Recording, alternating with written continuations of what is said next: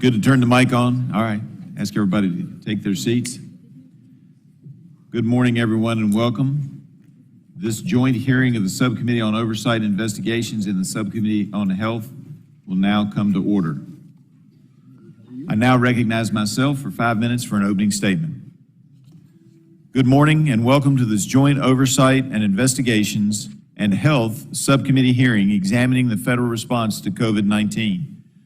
Before we start, I would like to extend my condolences to Assistant Secretary O'Connell of the Administration for Strategic Preparedness and Response, who was planning to testify here today, but unfortunately her sister passed away. To date, more than 1 million Americans have died from COVID-19, and on top of the loss of life, the pandemic brought our country to a standstill. It cost our economy around $15 trillion. That equates to more than 200,000 small businesses permanently closed due to the pandemic. Schools were closed for far too long, setting children behind in learning and damaging their social, emotional, and in many cases, their physical well-being. The nation is still recovering from the pandemic's impact and the damage it caused. Given these losses, it is appalling that the last time we had the heads of the public health agencies before us was March of 2021. Almost 2 years ago. We held a hearing last week with the Governmental Accountability Office and other experts in the field of pandemic and biological outbreaks, where we discussed how being able to quickly identify the root cause of a disease outbreak or biological incident is crucial for a list of reasons ranging from countermeasure development to identifying what activities may have been responsible for the pathogen outbreak. While the worst of the COVID-19 pandemic is likely behind us, there are a host of areas that we need to examine, including actions taken and not taken by the federal government, as well as how we address future pandemic preparedness. By all accounts, the risk of catastrophic biological incidents and infectious disease pandemics is increasing, so it is critical that we understand in detail the federal response.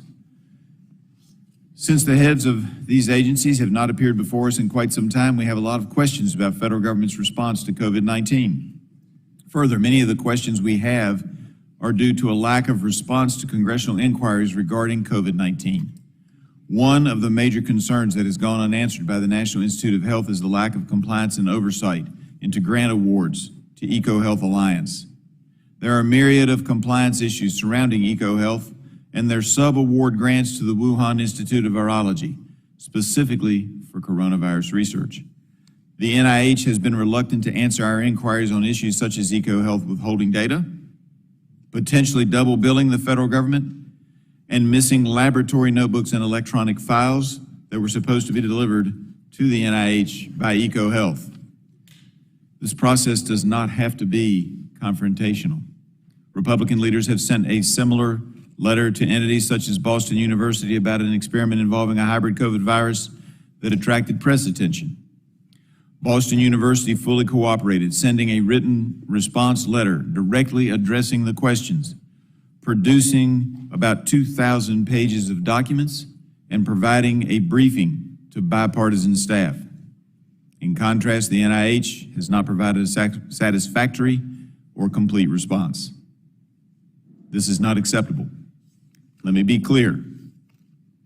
It is not acceptable to stonewall any member of Congress with oversight authority, whether that member be a Democrat or be a Republican, whether that member be in the minority or in the majority.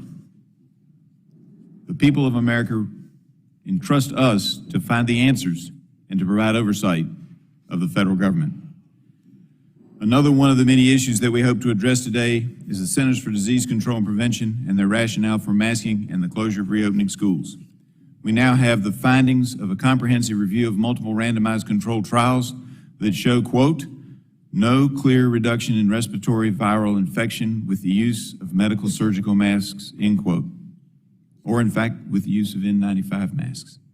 The conclusion of these studies makes me wonder what evidence there was to justify forcing masking of our children. The members of these subcommittees also have questions about pathogen research being funded and conducted by federal agencies. In the United States, we've recently seen high-risk research done to intentionally modify pathogens, such as NIH experiments to enhance monkeypox virulence. As a final note, I hope that our witnesses are more forthcoming and cooperative as we move forward. At the end of the day, we need to work together.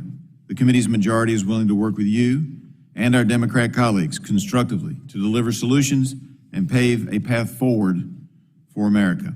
We want to work in common purpose for the national good, but we must be partners. You and your agencies must be transparent, responsive, and cooperative in order for us to be able to work together. I thank the witnesses for being here today and for being a part of this important discussion. All right.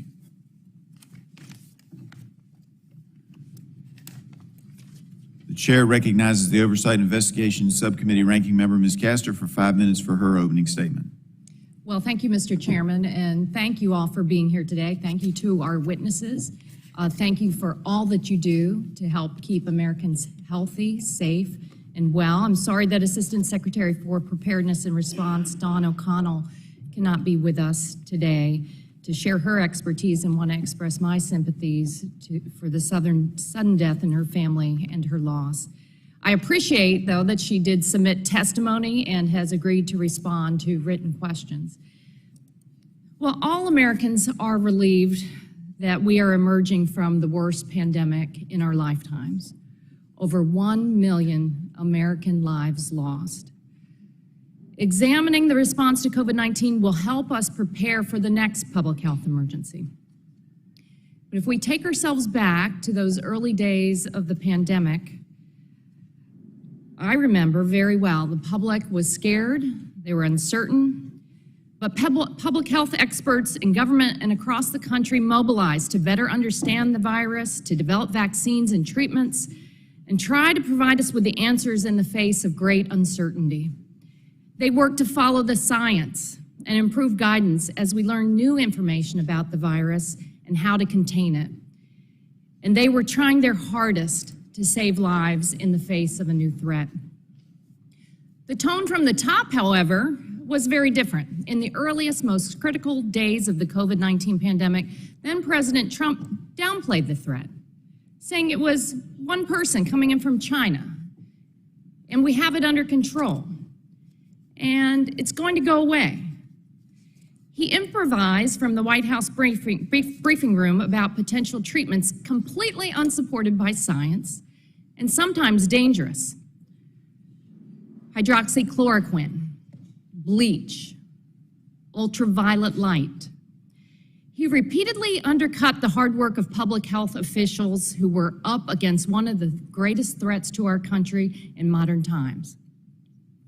Despite this, the Republican majority now somehow claims that the Biden administration is to blame for reduced confidence in public health institutions. Over the past 2 years, Republicans have repeatedly chosen to cast blame on the Biden administration and career public servants to deflect from their leaders' early failures to contain the pandemic. And some have actively spread misinformation and tried to hide vital public health data. At last week's hearing, I stated that I was hopeful that we could avoid in this committee the kind of partisan attacks on public servants that we have seen taking root in other committees across the House, and instead focus constructively on how to strengthen our public health infrastructure for the future. Unfortunately, just one day after last week's hearing, this committee sent a letter to NIH requesting a huge number of documents and transcribed interviews of career staffers, while implying that the agency is hiding information about the origins of COVID-19. Democrats, however, remain focused on how to restore and maintain trust in the world's top health institutions represented here today. Give them the tools and the resources they need to keep Americans safe and ensure that the public has the best information based on solid science to make decisions. Combating the virus is an enormous challenge. It continues to mutate, and our response and strategies must evolve with it. But what will remain constant is my firm support for strong public health institutions which have saved countless lives. I'm immensely grateful for the witnesses' leadership, I look forward to hearing how you plan on incorporating the lessons learned from COVID-19 to further strengthen your agencies and these important missions for the future. I yield back my time. Thank the gentlelady. Now recognize the chairman of the Health Subcommittee and the co-chairman of today's joint committee, Mr. Guthrie, for 5 minutes for his opening statement. Thank you. I welcome all of you guys here today. Good to have you here before us, and my condolences as well to Assistant Secretary O'Connell and her family. A little over a week ago, President Biden says his administration would end the COVID-19 public health emergency on May the 11th, and I'm glad the President formally announced he would end the PHE and relinquish the emergency powers. However, after over 2 years into the Biden presidency, Congress and the American people have little to no visibility into nor input on the administration's pandemic response, and we're going to change that today. Today is the first of many opportunities for both members of this subcommittee and by extension our constituents to ask important questions about decisions made by our nation's leading public health officials in response to the COVID-19 pandemic. My hope is that this work leads to reforms that make us better prepared for pandemics and other public health security threats in the future. To start, public trust in our public health institutions is at a low, and this is driven by federal government's misguided and inconsistent preparation for and response to the COVID-19 pandemic. This is heightened by confusing, sometimes conflicting communication and guidance coming from our public health agencies. In the earliest days of the pandemic, the CDC stumbled rolling out testing kits. The Food Drug Administration took too long to authorize diagnostics, and the Strategic National Stockpile was ill-equipped with deficient and expired equipment. Thankfully, Operation Warp Speed was able to cut through some of this red tape and bureaucracy to facilitate the rapid development of vaccines and therapies that help prevent serious illness and death from COVID-19 and put us on the road towards normalcy. The pandemic has also exposed how our public health agencies failed at their core functions to be good stewards of taxpayer dollars. The National Institutes of Health flattened HHS-wide rules on conducting proper oversight of potential pandemic pathogen research. After living through COVID-19, the origins of which still largely remain unknown, it is absolutely clear that we must require strict federal oversight of these risky research projects. Of COVID-19 origin, NIH's refusal to acknowledge any suggestion that the COVID-19 virus may have traveled from nature to a lab to humans continues to fuel the controversy and questions around it. To discover the truth and instill confidence back in our federal research programs, why not engage in a robust, honest, and transparent dialogue and investigation? Instead, federal officials work with social media companies to censor those who offered a differing viewpoint, further fueling public distrust in our public health institutions.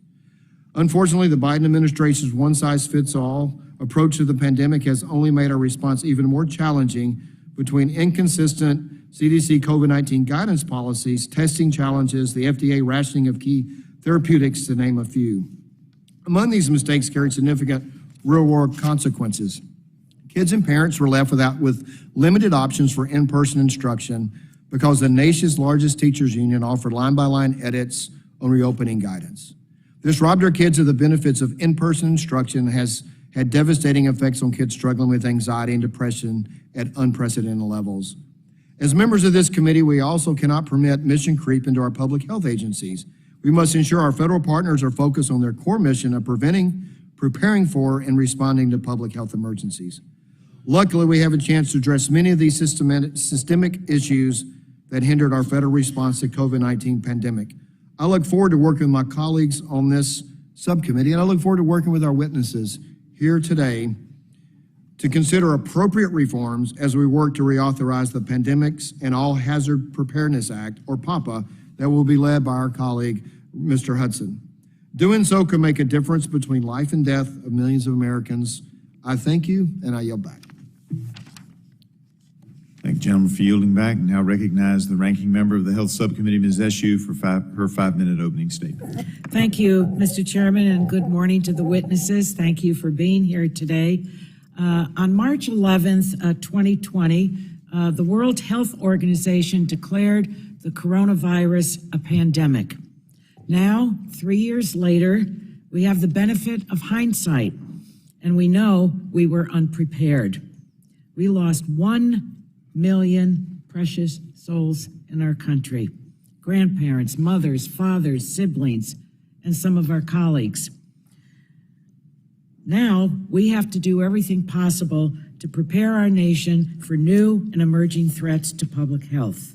We have to learn from the mistakes made, including the faulty coronavirus testing kits that the CDC insisted on developing on their own, which allowed infections to spread undetected, the bare cupboards of the strategic national stockpile, leading to our nation's heroic healthcare workers wearing trash bags as protection, a long legacy of racial health disparities and a weak social safety net that allowed the virus to disproportionately infect and kill Black, Hispanic, and indigenous people, a chronically underfunded public health system whose poor data undercut the government's response to COVID, and confusing and opaque public health communications which bad actors took advantage of to spread misinformation and discourage life-saving vaccinations. It's also clear where the federal government succeeded in its response. Because of the work NIH was already doing when the pandemic began, researchers were able to develop a safe, highly effective vaccine for the new virus very quickly. COVID vaccines have resulted in 120 million fewer infections, 18.5 million fewer hospitalizations, and 3.2 million lives saved. Nimble decision-making by the federal government and Congress allowed more Americans to get health coverage, Medicare to cover telehealth and at-home care, and the FDA to use emergency authorizations and flexible clinical trial designs to provide treatments and vaccines quickly. 3 years later, our nation is finally recovering from the pandemic. Now we have to incorporate the lessons we've learned to strengthen our public health infrastructure before a new threat is upon us. Our nation's health and security depend on this. I look forward to the testimony from the three heads of the agencies that are here today, and that their testimony be highly instructive to us on how we can improve our federal response going forward. And with that, Mr. Chairman, I yield back the balance of my time. Thank you. And now recognize the chair of the full committee, Ms. McMorris Rogers, for her 5-minute opening statement. Thank you, Chair Griffith. The questions that we're asking here today are the questions that we hear from people in our communities every day. As the people's elected representatives, we have a responsibility to conduct oversight. President Biden's public health leaders are here today because they have broken the American people's trust. I'll start with you, Dr. Tabak. I was once a huge supporter of NIH. The overall lack of responsiveness, the suppression of dissenting voices in the COVID origins investigation, the frequent mixed messaging on health precautions, the NIH is falling short of its goal of integrity and accountability. For the past 2 years, we've pressed for answers about what kind of research you're funding with taxpayer dollars and what sort of oversight you're doing to ensure funds are not misspent. Your cooperation has been abysmal. Next, Director Walensky and the Centers for Disease Control and Prevention. Your guidance was used by the federal government to justify mandates that have more parents questioning routine vaccination. Your guidance, influenced by teachers' unions, kept schools closed. Your guidance, using unreliable studies, was used to justify mask mandates on our kids. We know these weren't decisions based upon best science and data from around the world. And now our children are paying the price. Academically, they've been set back for years. Emotionally, we are living through the most severe youth mental health crisis we've seen. And physically, cases of type 2 diabetes and obesity in children has surged. Dr. Walensky, the CDC does not need more authority. It needs robust oversight. It's always operated without a congressional authorization, and it's going to change. Dr. Califf, the FDA has failed to alleviate the concerns about the vaccine. I'll note that before imposing authoritarian vaccine mandates, as president, candidate Biden made statements about the vaccine that did lasting damage. But top vaccine review officials, Marian Gruber and Phil Krause, left FDA as the Biden administration was working to authorize boosters, doses which many people may not have needed. Beyond the vaccine, FDA inspections of foreign sites are woefully lacking. Innovators can't get the guidance they need to approve standards, and patients are the ones left without the innovation or supply of products they need. Finally, regarding Assistant Secretary Dawn O'Connell's absence, I understand why she's not here today, and I extend my deepest sympathies, condolences to her and her family. However, the Administration for Strategic Preparedness and Response is the top official in public health emergencies. ASPR's job is to be prepared, so it's unacceptable that another leader from the administration wasn't prepared to be here today in the Assistant Secretary's place. There are no excuses, especially given the enormous amounts of resources and responsibilities we've allocated to ASPR over the years. My message today to all the administration public health officials is that this is going to be a long road. Trust is broken a lot faster than it is built. And many will say that the American people deserve an apology, but they deserve much more. I think about every person who lost a loved one to COVID-19, the people who died alone because of COVID-19 policies, the frontline workers who sacrificed but were still forced out of their jobs because of vaccine mandates, and the children isolated and set back from school closures.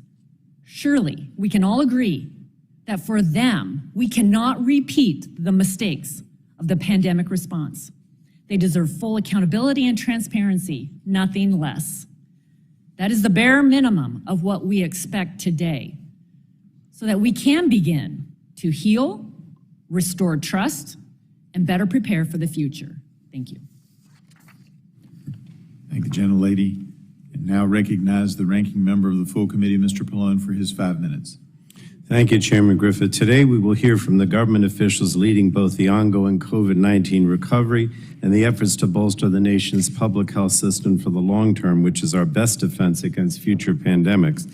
And this is no simple task. When President Biden came into office, he inherited a year-old pandemic from the Trump administration, during which public health experts were routinely ignored and maligned, hamstringing the government's ability to respond.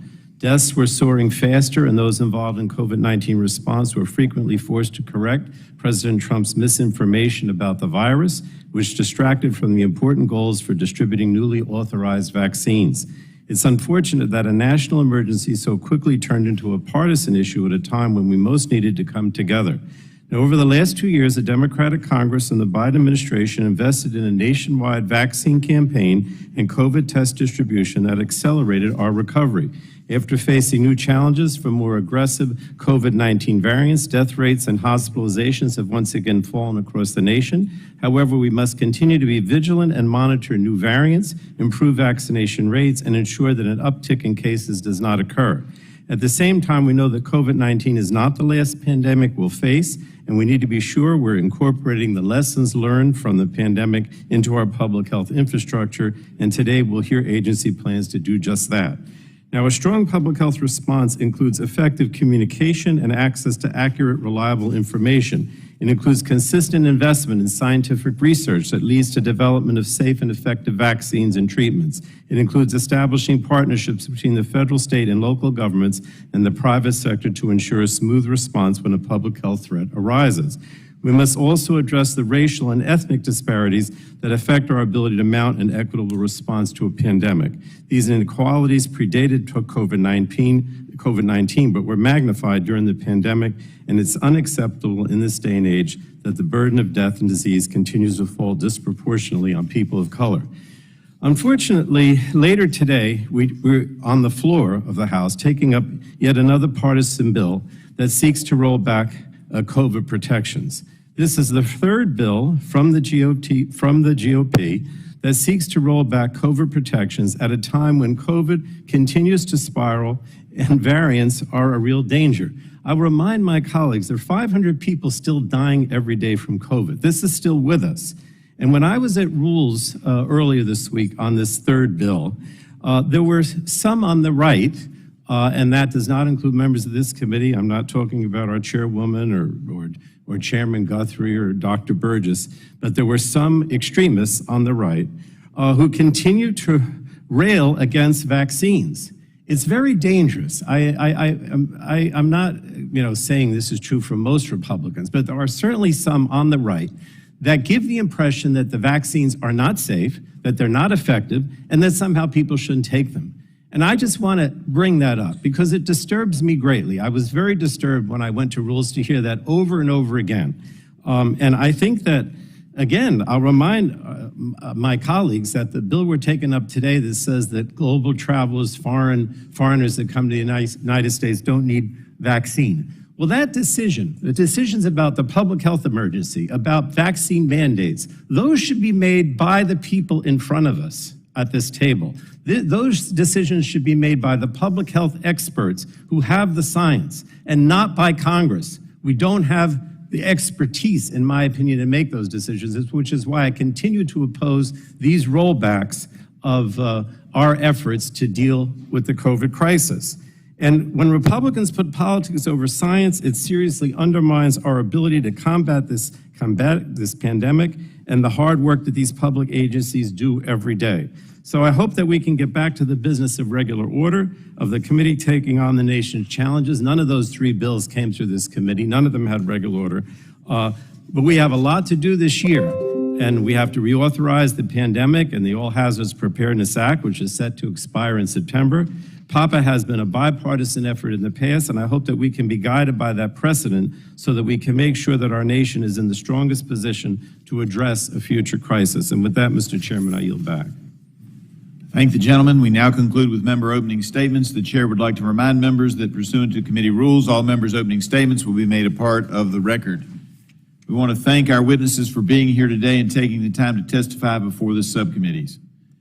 Each witness will have the opportunity to give an opening statement followed by a round of questions from members. Our witnesses today are Dr. Larry Tabak, the senior official performing the duties of Director of the National Institutes of Health, the Honorable Robert Califf, Commissioner of Food and Drugs, U.S. Food and Drug Administration, and Dr. Rochelle P.Walensky, Director of Centers for the Disease Control and Prevention. We appreciate all of you being here today, and now we will swear you in. If each of you could stand. As you know, the testimony that you're about to give is subject to Title 18, Section 1001 of the United States Code. When holding an investigative hearing, this committee has the practice of taking testimony under oath. Do any of you have an objection to testifying under oath? Let the record reflect no one objected. Further, you are also advised under the rules of the House and the rules of this committee that you're entitled to be advised by legal counsel. Do you desire to be advised by counsel during your testimony today? Let the record reflect that no one requested legal counsel. In that case, if the witnesses have already stood, if you will raise your right hand, I will swear you in. Do you swear or affirm that the testimony you're about to give is the truth, the whole truth, and nothing but the truth? Thank you very much. You all may be seated. I now recognize Dr. Tabak for 5 minutes to give an opening statement.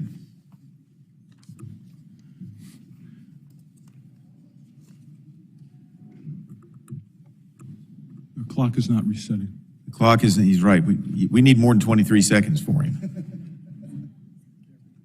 I appreciate that, and all of you know the code of green, yellow, and red. Thank you. Go ahead. Thank you, Chairs Rogers, Griffith, and Guthrie, and Ranking Members Pallone, Castor, and Eshoo, and distinguished committee members. I'm honored to be here today to discuss NIH's role in responding to COVID-19 and other public health threats. Biomedical research supported by NIH enabled the rapid development of life-saving vaccines, diagnostics, and treatments for COVID-19. While we take pride in these achievements, our work must continue. We are leveraging what we have learned from this pandemic to prepare for future threats. Many of you will recall that we had shots in arms in less than 1 year, a record time for vaccine development. But I remind you that decades of research by thousands of scientists is what enabled us to rapidly develop COVID-19 vaccines in 2020. Prior to the pandemic, NIH-supported scientists spent years studying different coronavirus proteins to define potential therapeutic targets. Researchers learned how to stabilize a key surface protein found on coronavirus, the spike protein, so that it would optimally stimulate our immune system, and this forms the basis of the COVID-19 vaccines. Structure-based vaccine design alongside novel vaccine platforms, such as mRNA, are game changers for vaccine development. In fact, these same tools have us on the cusp of safe and effective RSV vaccines for key populations. NIH is playing an important role in the administration's national biodefense strategy. For example, we are developing next-generation COVID-19 vaccines, including a nasal spray or mucosal vaccine that could do a better job of preventing infection and transmission of SARS-CoV-2, as well as pan-coronavirus vaccines designed to provide broad protective immunity against emerging SARS-CoV-2 variants, as well as other coronaviruses with pandemic potential. We are also working to shorten the timeline between a newly emerging pathogen and development of life-saving products by studying prototype viruses within other viral families that have the potential to cause significant disease. NIH has also played a significant role in speeding the development, scaling up, and delivery of COVID-19 diagnostic tests. In April 2020, we launched the Rapid Acceleration of Diagnostics, or RADx initiative, as a call for scientists and engineers across the nation to bring their most innovative ideas to the table. RADx has helped produce over 5.8 billion COVID-19 tests and test products. Thanks in part to NIH's work, the 2020 refrain of "Where can I get a test?" is no longer heard.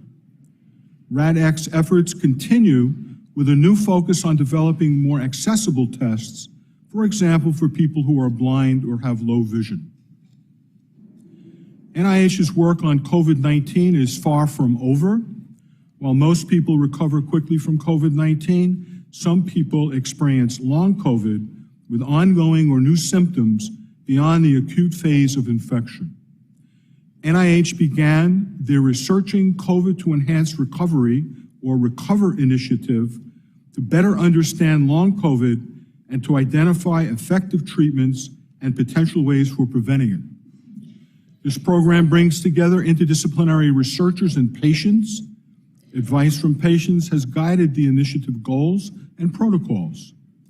RECOVER is following a large cohort of children and adults at various stages of recovery from SARS-CoV-2 infection over time to gather data that will help us fill knowledge gaps, such as understanding what makes some people, but not others, vulnerable to long COVID. The program will also launch clinical trials in the coming months to evaluate whether certain interventions help improve outcomes for people with various long COVID symptoms. The information gained from this initiative will help those whose lives have been upended by the lingering effects of COVID-19. To close, the more we know, the better positioned we will be to respond to the next infectious threat. NIH's response to the COVID-19 pandemic shows that long-term investment in basic and applied biomedical research pays off. Thank you for your time, and I welcome your questions. Thank the gentleman. Now recognize Dr. Walensky for her 5-minute opening statement. Chairs Rogers, Griffith, and Guthrie, ranking members Pallone, Castor, and Eshoo, and distinguished members of the committee, it's an honor to be with you today. Today, our nation is in a much different position than we were at the start of the pandemic. Just 3 years ago, we were recording the first COVID-19 cases that sadly resulted in as many as 15,000 to 20,000 deaths per week. We were limited in treatments, and vaccines were not yet available. 2 years ago, we began the largest vaccination program in the history of this country, and along the way, we've learned how to adapt to and manage an evolving virus. Thanks to 670 million vaccines administered in the United States and the work of those at CDC and thousands of federal, state, local, and private sector partners, and because of the more than 100 million infections Americans have endured and survived, we have built a wall of immunity and expanded the tools available to decrease the risk of severe disease and death from COVID-19. This past week, hospital admissions and deaths are down both nearly 9% from the previous week. Though we have made remarkable progress, we also had nearly 3,500 deaths from COVID-19 in the last week. These are our family members, our neighbors and friends and colleagues. Their deaths are tragic and make it clear that we have more work ahead.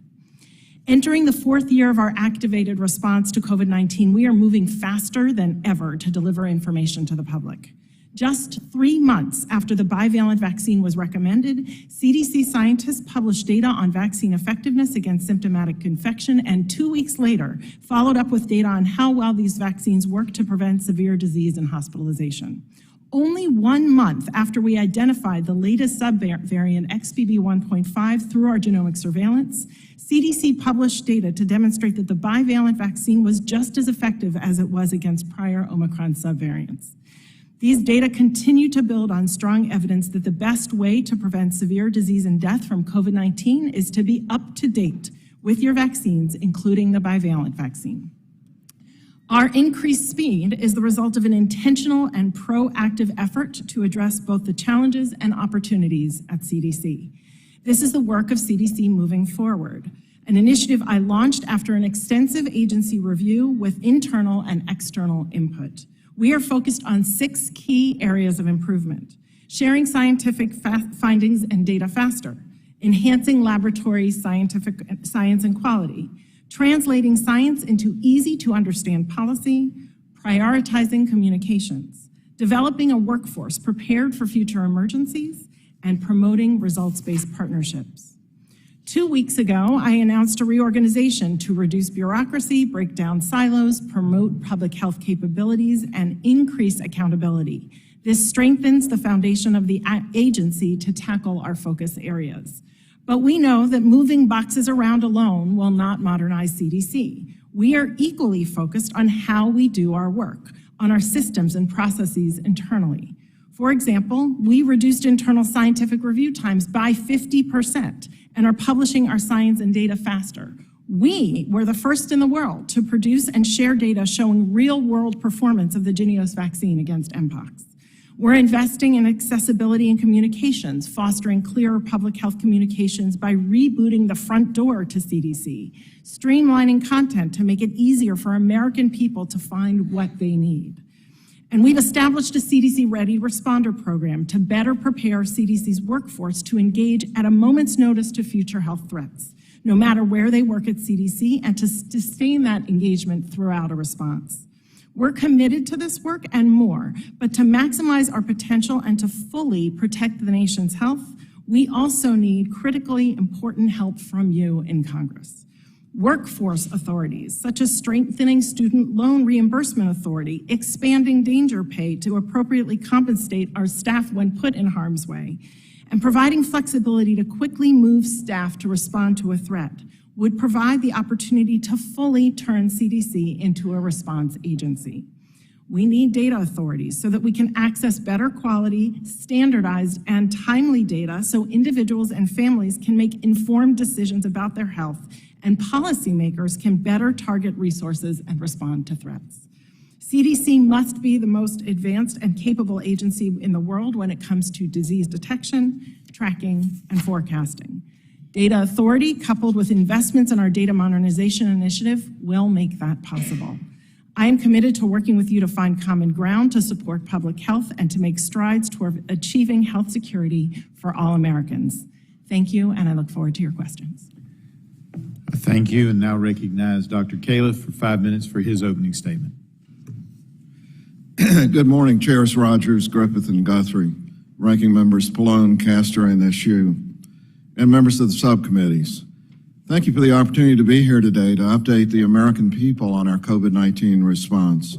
FDA appreciates your partnership in ensuring our country overcomes this pandemic and in preparing for future threats. This pandemic underscores the importance of a swift and agile response, coordinated across all levels of government and in collaboration with the private sector. While the pandemic has caused great loss across our nation through extensive communication, dexterity, and innovation, we've been able to mitigate the impact of the pandemic and prevent innumerable illnesses and deaths. Most unfortunately, the proven effectiveness of authorized and approved vaccines and therapies have been undercut by a constant flow of misinformation, causing many Americans to forego life-saving treatments, leading them to many unnecessary deaths and hospitalizations. Nevertheless, FDA employees have poured their efforts into COVID-19 response to protect the American people. I'm grateful for their tremendous work and to Congress for your support of these efforts. I want to provide a brief update on FDA's efforts related to COVID-19 medical products. First, vaccines. Currently, there are 3 authorized monovalent vaccines, 2 approved vaccines, and 2 bivalent vaccines that meet FDA's expectations for safety and effectiveness. The current vaccines reduce the risk of contracting symptomatic infection and remain highly effective at preventing serious clinical outcomes associated with SARS-CoV-2 infection, including hospitalization and death. Staying up to date on COVID-19 vaccination is the best thing Americans can do right now to protect themselves and their families from the risk of becoming seriously ill or dying from COVID-19. Second, diagnostic tests. FDA remains focused on speeding the process to get appropriately accurate and reliable tests in the hands of all Americans who want one. The agency prioritized at-home tests since the beginning of the pandemic, authorizing 30 over-the-counter at-home tests, resulting in hundreds of millions of additional tests available monthly to American consumers. Importantly, the agency has also detected numerous inaccurate tests that would have done substantial harm if allowed to have unfettered access to the market. FDA also continues to issue EUAs as appropriate for other types of devices and facilitates the availability of critical devices and supplies. Today, we've issued EUAs or provided traditional marketing authorizations to over 2,800 medical devices for COVID-19, which is 15 times more EUAs than all other previous emergencies combined. Third, we continue to expand the country's arsenal of COVID-19 therapies and have facilitated the development and availability of 3 approved drugs to treat COVID-19 and EUAs for 14 therapies. It's also important to note our critical supply chain work, which has protected consumers by preventing medical products that do not meet import requirements from entering the country.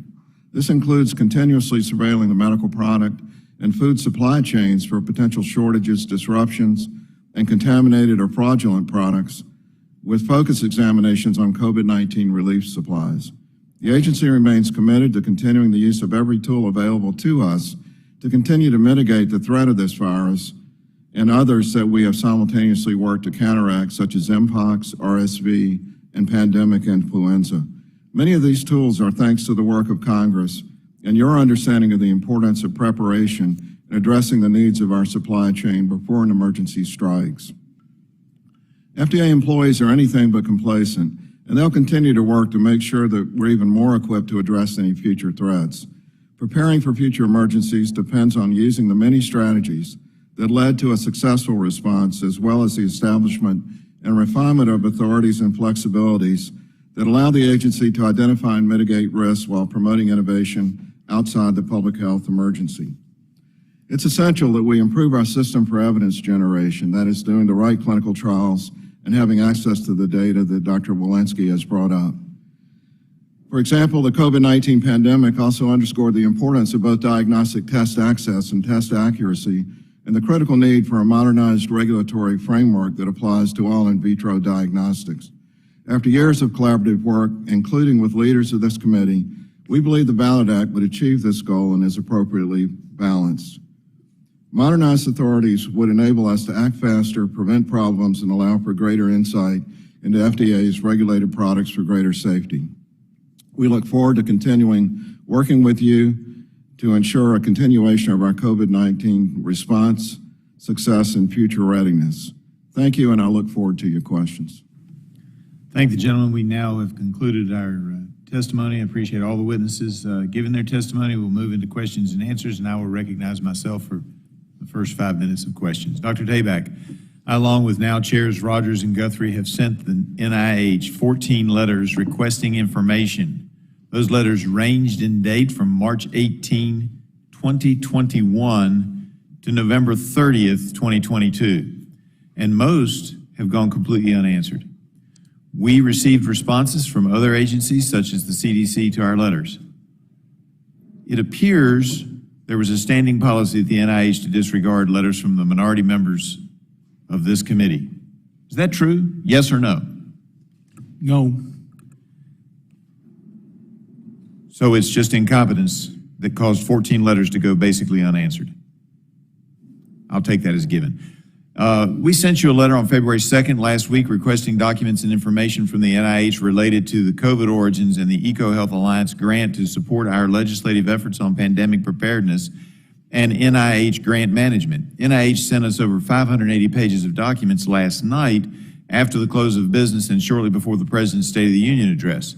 That consisted mostly of repeat documents already given out or made public. That's not true cooperation. So I ask you, is the NIH going to fully cooperate with our requests? we will continue to cooperate fully. You will cooperate on this request. Thank you.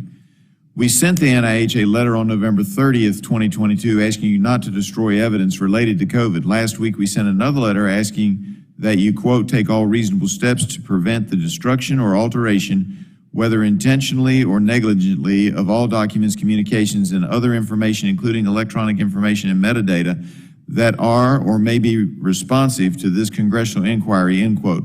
Will you vow to follow this request and not destroy these vital records, yes or no? Yes. Thank you.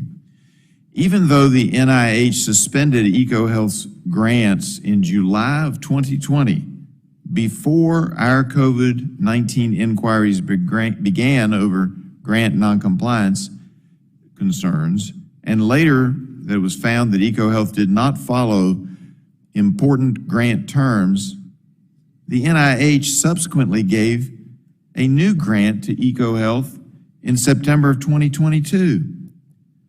Why would you allow a company who breached their contract with the NIH and failed to comply with some important reporting requirements to get more of the American taxpayer dollars? We follow process. They were put under advisement of these deficiencies. They have been working with us to correct them, and that's why we proceeded. But they can't correct the information that they didn't require their partners at the Wuhan lab to give them, to give you 3 years later. So we don't have the information that we learned last week was important in determining both the origins and how to treat those origins at an early date. They failed in a major respect. How can that possibly now comply with your processes? And we have corrected with them their administrative shortfalls and continue to work with them. We are unable to disbar an organization. So do you want authority from Congress to be able to disbar an organization that breaches their contract and fails to get us information from a subcontractor that may have had vital information in helping us to respond to the COVID-19 outbreak? The shortcomings of the Wuhan Institute of Virology have been noted in the GAO report, as you know. I know. And they recommend that disbarment be considered. And this is something that, we will. Do you need new authority from us to disbar? We do not disbar that. The disbarment official sits in HHS. All right. Should we add financial penalties to NIH contractors to ensure stricter compliance if they fail to meet their contractual obligations and to fail to give you vital records? Do they need a financial incentive that's a negative incentive? We can't put such incentives, if you will, or disincentives in our terms of conditions. You can or cannot? We can. You can. I suggest you do so. Should we add financial penalties to the NIH if they fail to do oversight on important research being done with the American taxpayer dollars? I can't speak to that. All right. Dr. Tabak, from 2015 to 2019, EcoHealth Alliance gave multiple, NIH grantee for coronavirus research gave multiple subaward transactions to Wuhan Institute of Virology. EcoHealth has serious deficiencies, as we've discussed. The Office of the Inspector General even confirmed this in a recent report. How do you allow that to happen without consequences? So the consequences were the initial suspension, reinstatement, suspension of the grant, and we have worked with the primary grantee, EcoHealth Alliance, to get them back into proper order. It does not seem sufficient to this member. I yield back to myself and now recognize the gentlelady, Ms. Castor, ranking member of this subcommittee, for her 5 minutes. Thank you, Mr. Chairman. The witnesses here today represent the most important scientific institutions in our fight against the COVID-19 pandemic and other diseases, and I greatly appreciate your work and the work of countless health professionals, everything that you've done in facing down this virus and your work to save lives. Unfortunately, President Trump's early minimization of COVID-19, followed by numerous instances of pushing misinformation, eroded public confidence in these vital public health and health institutions at a time that we relied on them the most. This wasn't limited to the White House. However, in Florida, Governor DeSantis and his Surgeon General have peddled conspiracy-driven propaganda that runs counter to the consensus of every major scientific and health organization. The governor has actively discouraged public health protocols and vaccines. He's hidden data, he's withheld aid, he's put dangerous policies in place that have cost lives and have put Florida children and families at risk. So you have an enormous job to combat this misinformation and rebuild the public trust. So I'd like to hear what you all are doing to ensure that we're operating on proper science and that the public has trust in your institutions. Dr. Tabak, I'll start with you. One of the programs that we've established is known as SEAL. It's a community engagement alliance where we do localized approach, partnering with faith and community leaders, particularly in underserved communities, to address all questions about COVID vaccines, therapeutics, et cetera. In the RECOVER trial, we are engaging patients and communities broadly, again, trying to build, work with them through trusted community voices. Dr. Walensky, I'll ask you the same question, but I know you've undergone a very extensive review. It's been called unflinching in your examination of past mistakes by the CDC and how you improve going forward. You've done some reorganization, so how are you working on building public trust in the agency's mission?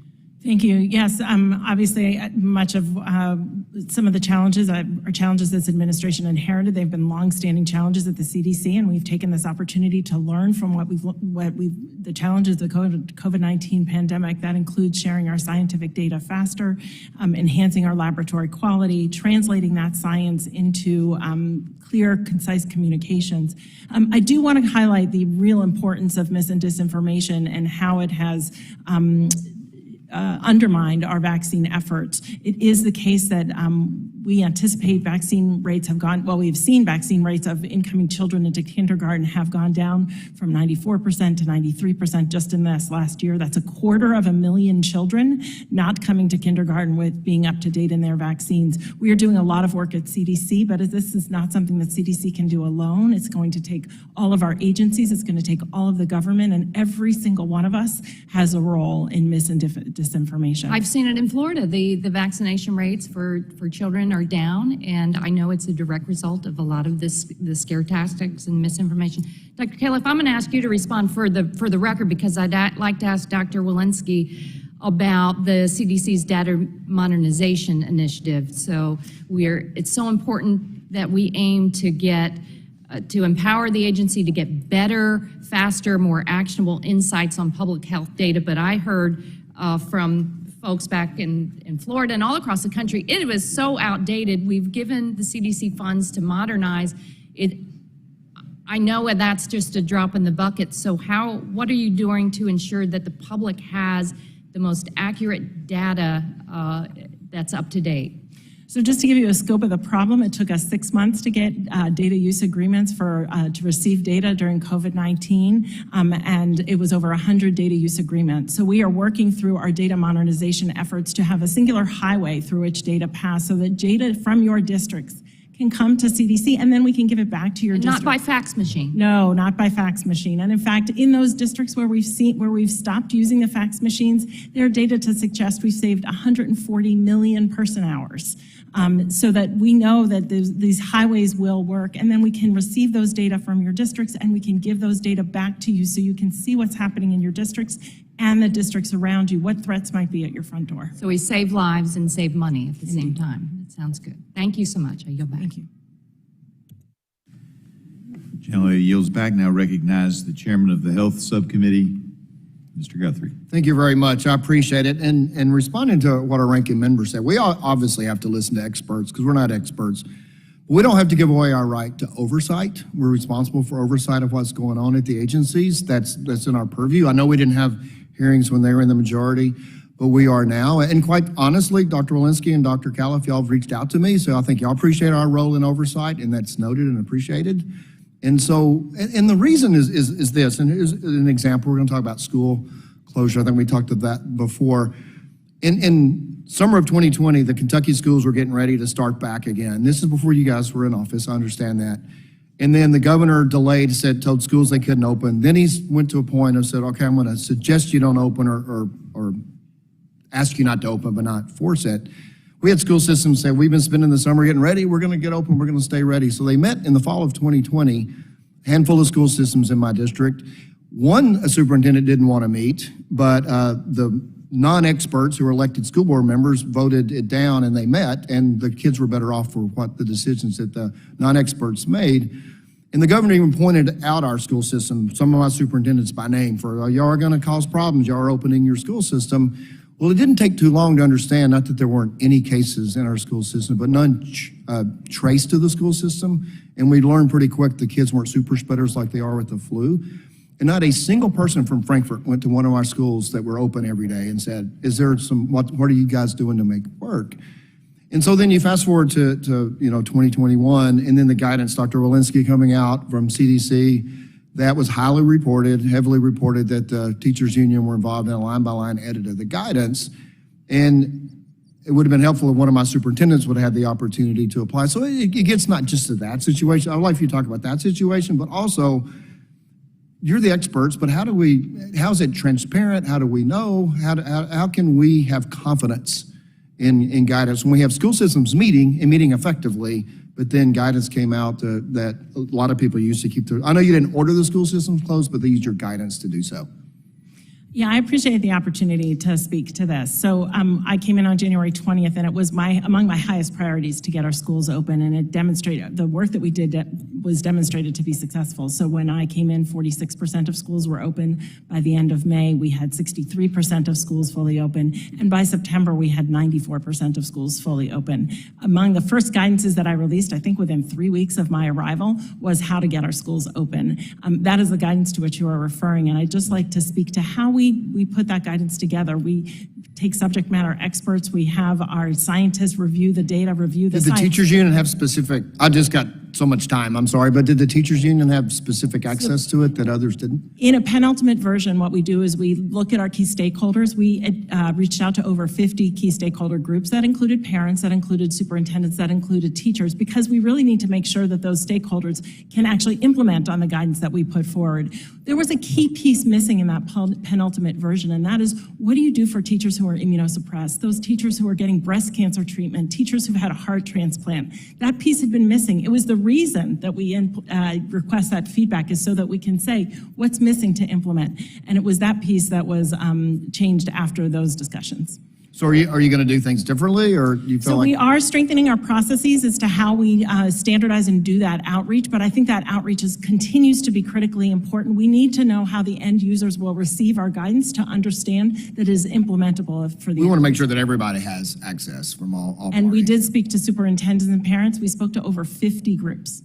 Thank you. And Dr. Califf, I understand that FDA has, people have said that has really good guidance practices. And do you speak to that, to your guidance practice when you get input from folks moving forward?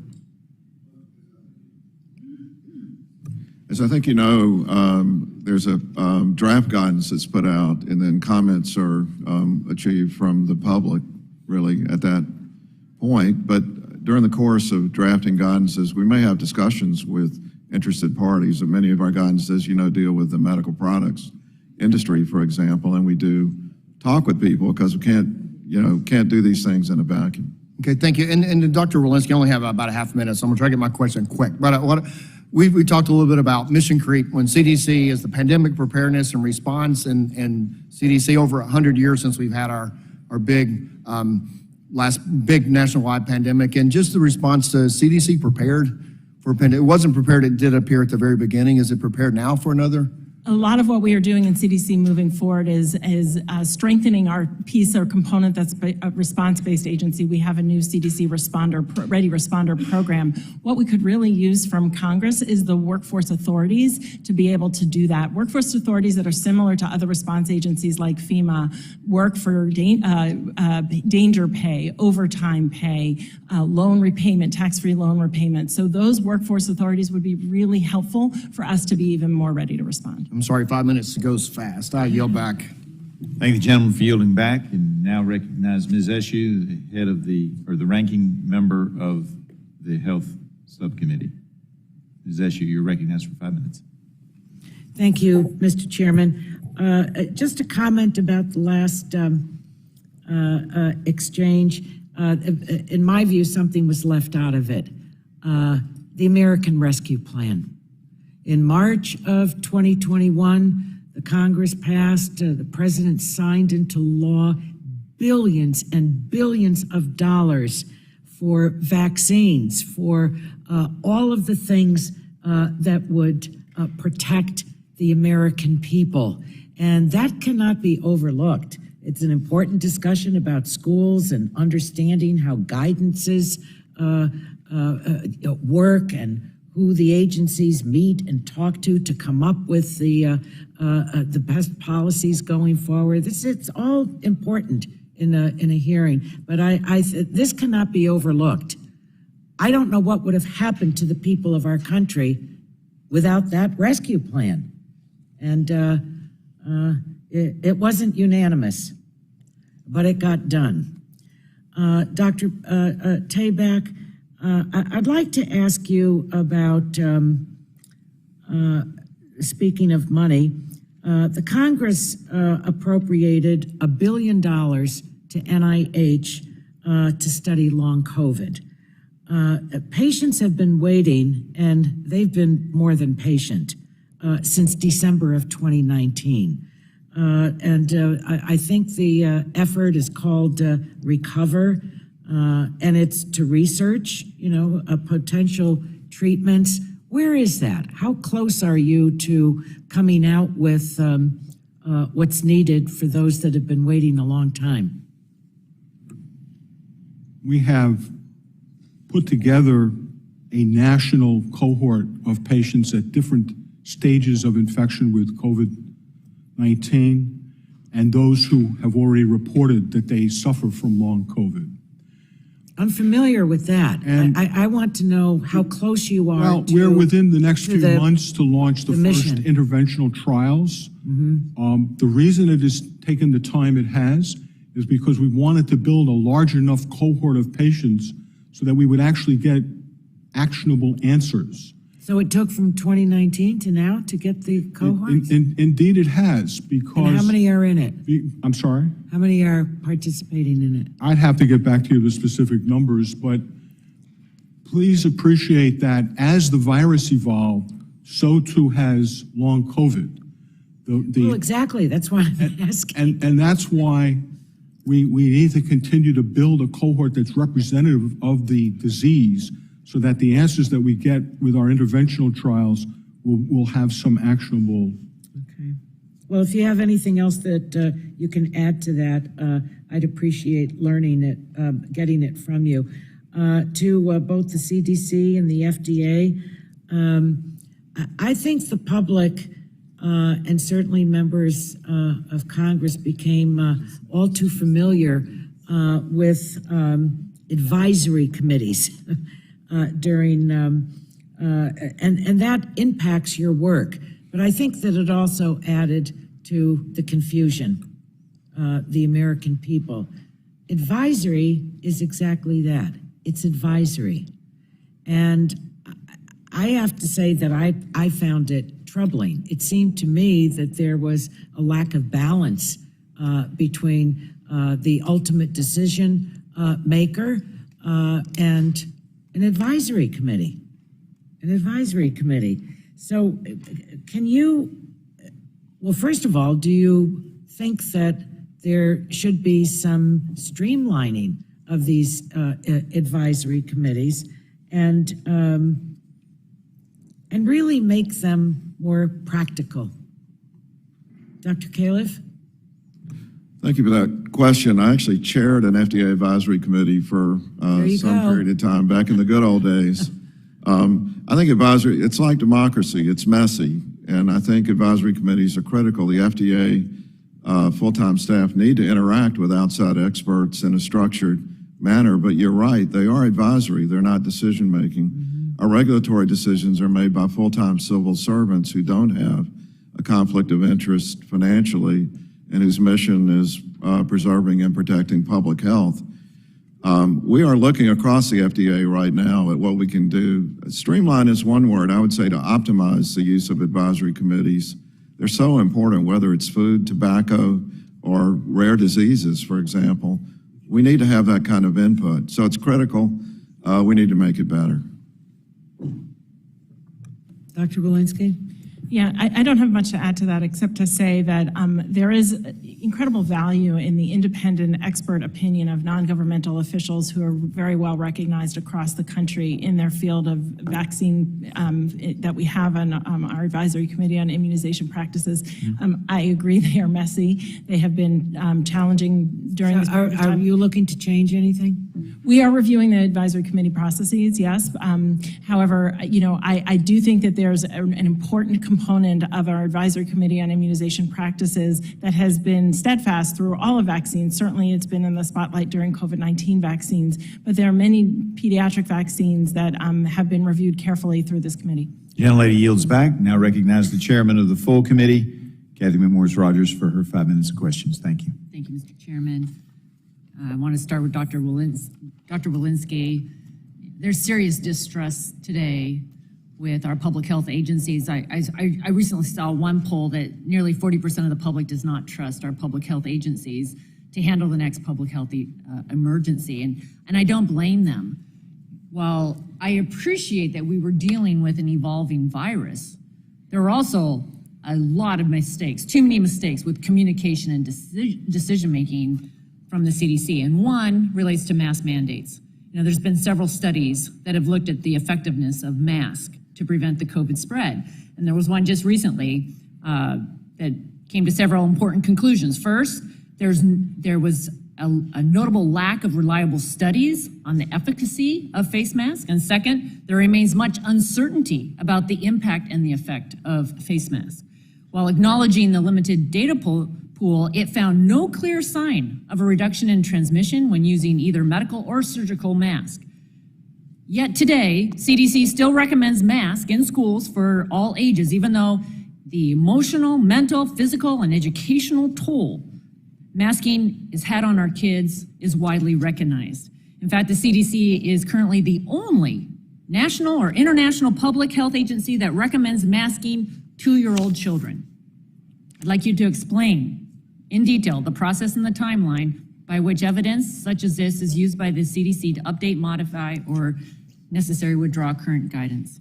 Great, thank you for the opportunity to clarify on those points. So I believe you're referring to the Cochrane Review study. This is an important study, but the Cochrane Review only includes randomized clinical trials. And as you can imagine, many of the randomized clinical trials that were included in that were for other respiratory viruses, not COVID-19. Some of them were for COVID-19, just to be clear, but it is very different for COVID-19 because you have a virus that different from flu, potentially different from SARS or MERS, transmits before you actually have symptoms. It's also the case case that one of the limitations in that study was clearly stated that people were not actually engaged in the intervention. So you actually have to wear the mask Okay. for it to work. Okay. So there Dr. are lots of Walensky? studies now in Georgia. Dr. Walensky, why are we masking our kids today? Thank you. Also, so our guidance for school-based masking is related to our COVID-19 community levels. And fortunately, we're in a place now in this country where most of our country is in green or yellow, has low or moderate transmission or COVID-19 community levels. And in those situations, we actually don't recommend masking. We recommend it for high COVID-19 community levels. So what is your timeline for updating, reevaluating these guidance?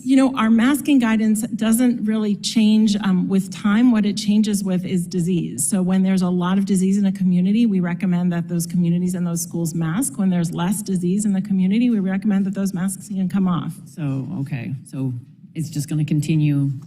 We will continue to recommend that when there is high amounts of hospitalization, severe disease, and disease in the community. Despite the emotional, mental, physical, educational toll that we know masks are having on our kids. As you and I have spoken about, yes, indeed, it is important that we recognize that our kids need to be in school. We know that when when masking doesn't happen in high COVID-19 community levels, Thank you. We'll continue this conversation.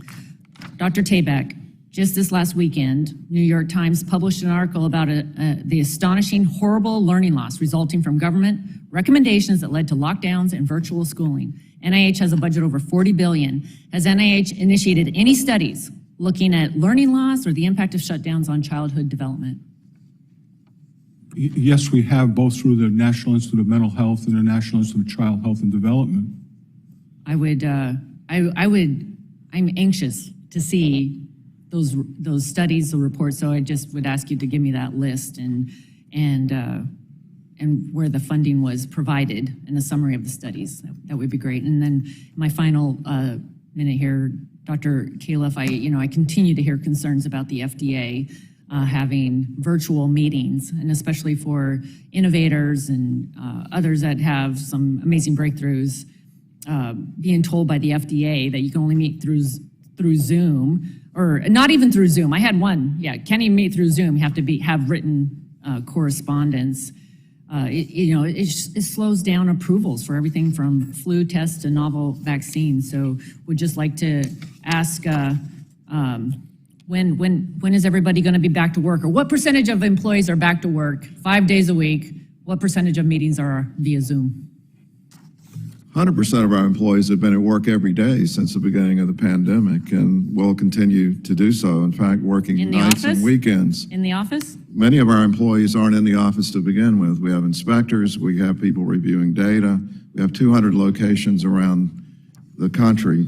I'd also add, we have now added back in-person meetings. They're being scheduled. Interestingly, when I've said, would you like all in-person meetings, the industry by and large has said, we'd sort of like both, because the ability to have a meeting on the spot via Zoom is superior to trying to get a bunch of people to Silver Spring. My time has expired, and I suspect sometimes it makes sense to do it via Zoom. It was most concerning to me when it was the response was it requires written communication is the only way. We all know that that's going to cause all kinds of delays. So bottom line, we need all of you to be responsive. We need you to be accessible, and we do look forward to greater communication between all of your agencies and Congress. We're the elected representatives of the people. Thank you for being here today. Gentlelady yields back. Now recognize the gentleman, the ranking member of the committee, Mr. Pallone, for his 5 minutes.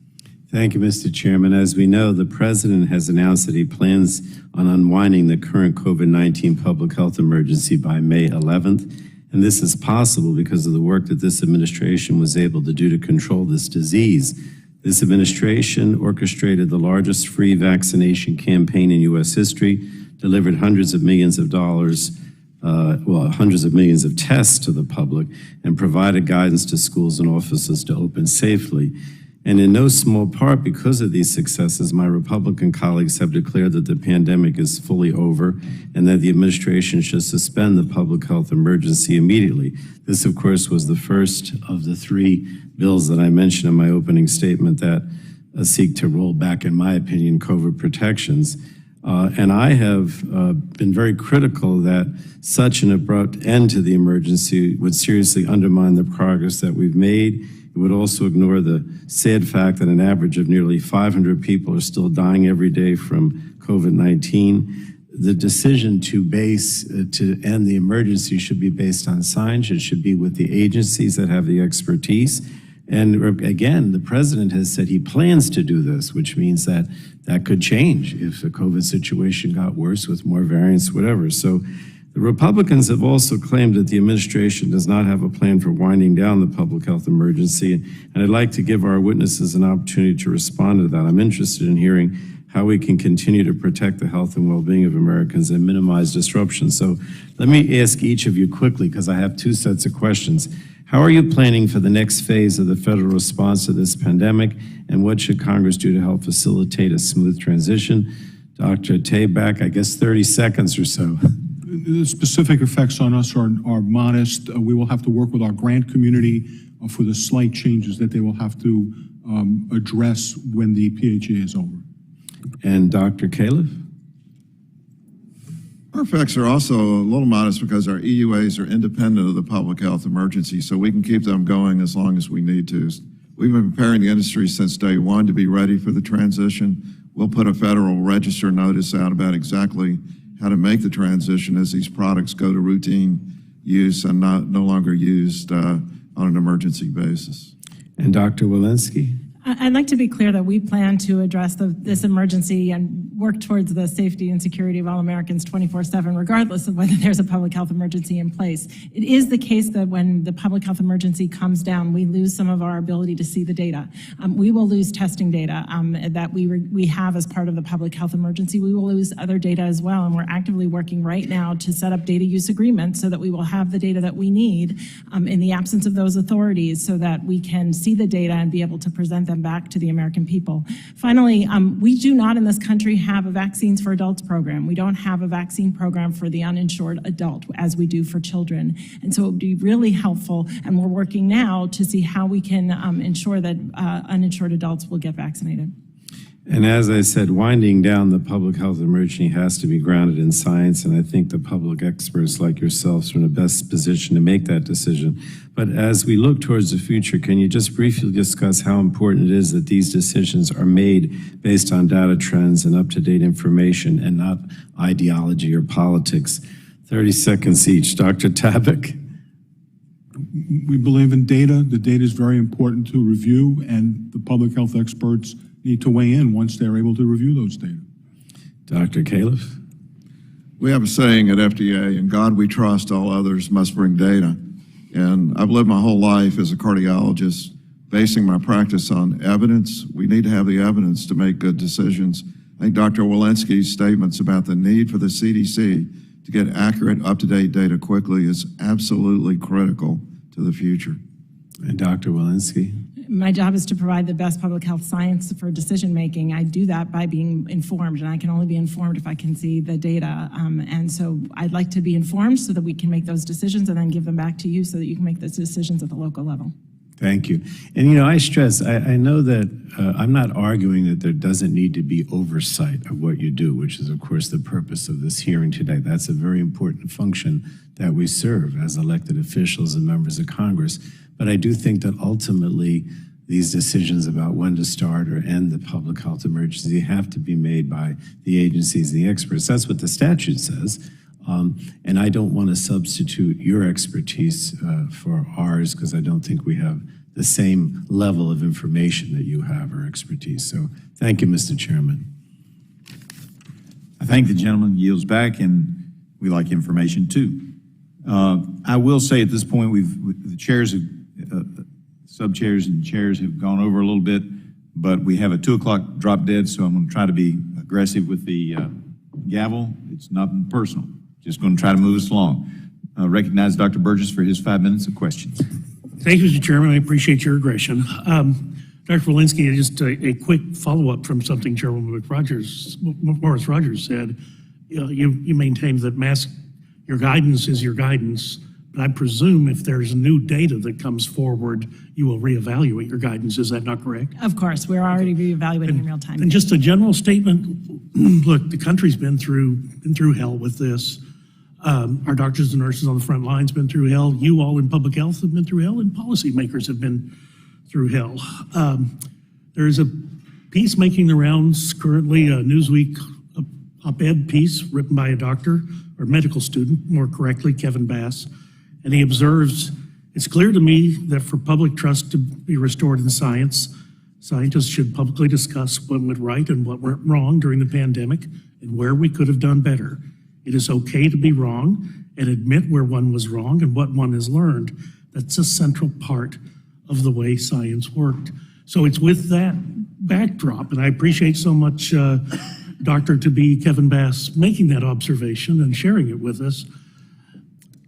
Look, no one, you and your predecessors, when this was visited upon us, you didn't know what was to come. And it made things very, very difficult. And sometimes I think it's okay just to have the humility that we didn't anticipate that there'd be that 2-week lag. And when Dr. Fauci came and talked to this in this room about what a good job they'd done with SARS-1, nobody knew at that point about that 2-week lag that might occur from exposure. Now you're infective, and now you're symptomatic and should be isolated. Dr. Tabak, I do have a couple of questions. You know, we got the big OIG report the other day, and it generated a lot of interest. Some questions have come up from that. Let me just ask you roughly, how many awards does National Institute of Health issue every year? About 55,000. So that's a lot. In the report, in the OIG report, they, obviously discuss there was some potential risk associated with research being performed under EcoHealth Awards. NIH did not effectively monitor or take timely action to address EcoHealth's compliance with some requirements. These costs included salaries exceeding the NIH salary cap, employee bonuses, travel costs, tuition costs, indirect costs. This audit covered all 3 NIH awards to EcoHealth between 2014 and 2021 and found $89,171 in allowable costs. That's in 1 grant. And you just said how many grants do you administer? We about 55,000 a year. So 89,000 multiplied by 55,000 is a lot. Are you taking steps to tighten this process up so we don't have 55,000 OIG reports down the road? So certainly this is an outlier, and Dr. Tabak, with all due respect, we're not sure because we didn't know about the outlier status of the current OIG report. I take your point. We accepted all of the OIG's recommendations, and we are working to redress each of them. We now have modified our systems to prevent some of these missteps from occurring. So you will get back to us with your plan. Happy to do that, yes. Let me just ask you too, because you made the offhand comment that disbarment resides with an official at HHS. That's correct. Official? I don't know the name of the person, but there is a disbarment office. Will you get that? Because I'm interested in speaking with that individual. Sure. So let me ask you a question. This committee, back in 2006, I know it was a long time ago, the NIH Reform Act established the Scientific Management Review Board, an oversight board meant to make NIH more efficient. This board has not convened since 2015, according to recently published information in a healthcare publication. And the members of the board don't know why they haven't met. Can you enlighten us as to why that board is no longer meeting? The board no longer meets because we found that board to be completely redundant to the advisory committee, to the director in every aspect. So that's good, and I'll stipulate that. However, the annual cost of the board, $488,000 a year, 2 full-time employees at a cost of over $320,000. Without convening the board, I'm concerned that the NIH may have diverted these funds to other activities. It still appears on your books. Okay, I will check into that and get back to you, sir. Thank you, Mr. Chairman. I've got a lot of questions that I'm going to submit for the record. Clearly, there's a lot of pent-up demand. because of the 3 years of the pandemic and this really being the first oversight hearing we've had in person in a long time. So thank you, Mr. Chairman, and I'll yield back. Thank the gentleman. We now recognize the gentlelady from Colorado, Ms. DeGette. Thank you so much, Mr. Chairman, and welcome to all of our witnesses. I've been on this committee long enough to remember all of our previous efforts in addressing what we saw as looming pandemics. And each time we thought that we had put things together within your various agencies to make that happen. I remember back when I was the chair of Oversight, we had a hearing in December right before the pandemic hit, the December before it hit. And Dr. Fauci was here and some of his colleagues, and I said, what is the one thing that keeps you up at night? And they said, the fear of some kind of a virus pandemic, and lo, it came to be.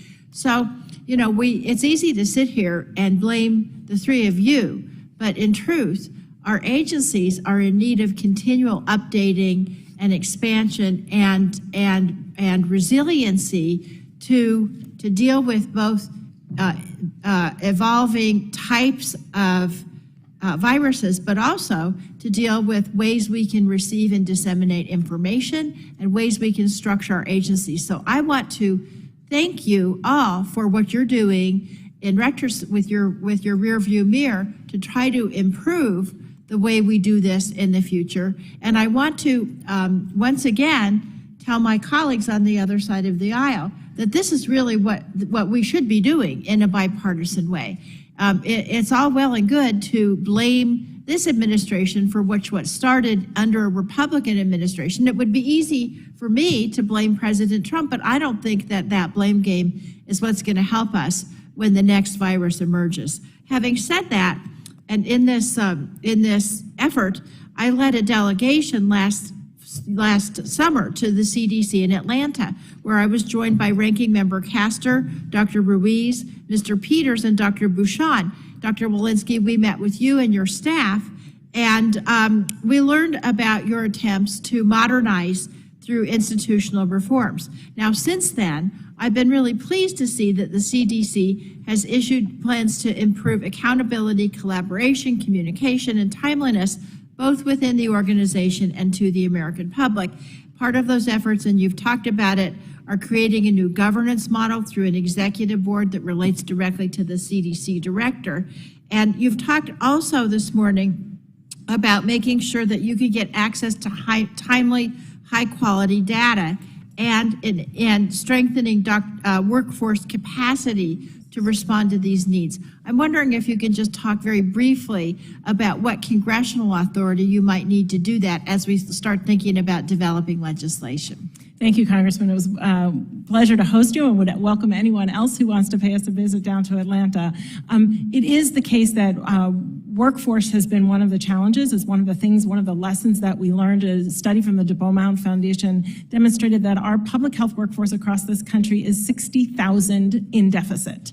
That means we have a lot of work to do, not only at the CDC, but across the country to develop a public health workforce that is as diverse as the communities we serve and that is upskilled in our resources and data. So among the things— I don't mean to interrupt you, but I have a question for Dr. Califf too. What congressional authorities do you need to achieve that? And also the workforce authorities would be incredibly helpful. Overtime, danger pay, overtime pay. So when we send somebody to Mubende, Uganda in an Ebola outbreak, that we are able to pay them danger pay. Those things would help workforce authorities. Data authorities would be incredibly helpful so that we don't have to sign 100 data use agreements with individual jurisdictions before we receive the data. That takes months in happening. And then finally, a Vaccines for Adults program, which would be able to provide vaccines for uninsured adults. We have one for children. We look forward to working with you. Thank you. Dr. Califf, Dr. Bouchon and I were very happy to hear you talk about our VALID Act, which ensures the reliability of testing and diagnostic tools for diseases and infections, including COVID-19. I'm wondering if you can talk why you think it's important to authorize FDA to regulate laboratory-developed tests, why it is so urgent, and what we can do. Well, there's a lot of what we do that I think of as the Goldilocks problem. We want to spur innovation. We need our academic medical centers, for example, to develop new tests as new viruses come along. You can't figure out what's going on with the pandemic if you can't make the diagnosis with a test. On the other hand, the quality that's needed in these tests is very important, because if you get the wrong answer and you get the wrong treatment, that's a tragedy. And so we need a framework for regulating laboratory tests that enables and spurs innovation, but also protects the public from tests that are bad. And as I've already mentioned, in areas like molecular testing, over half the tests that we saw, once the gates were open to allow them out, turned out to have major problems. And there's no regulation right now, right? Well, we have the authority to regulate, but for decades now, there's been enforcement discretion to basically allow people to pretty much act freely. So we want to really fix that so that, again, people can innovate, but there's a framework to do it. But then when there's a problem, we have the authority to bring it under control. Thank you. Thank you, Mr. Chairman. I yield back. Gentlelady yields back. Now recognize the gentleman from Ohio, Mr. Latta, for his 5 minutes of questioning. Well, I want to first thank the chairs of the Oversight and the Health Subcommittees and the rankers for both of these subcommittees for holding today's hearing. This is very, very important. That answers the American people want to have answered today. So I thank you for it. I also thank our witnesses for being with us today. Dr. Walensky, Dr. Fauci said that natural immunity was one of the best forms of protection against viruses.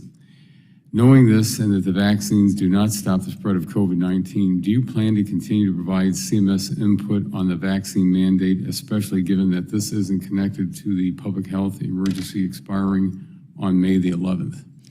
CDC provides a public health data, scientific data, to the best of our ability. We have put out a scientific review on the importance and value of infection-induced immunity, but we continue to see in all of our data that if you have, that vaccines are the best and safest way to protect yourself against severe disease and death.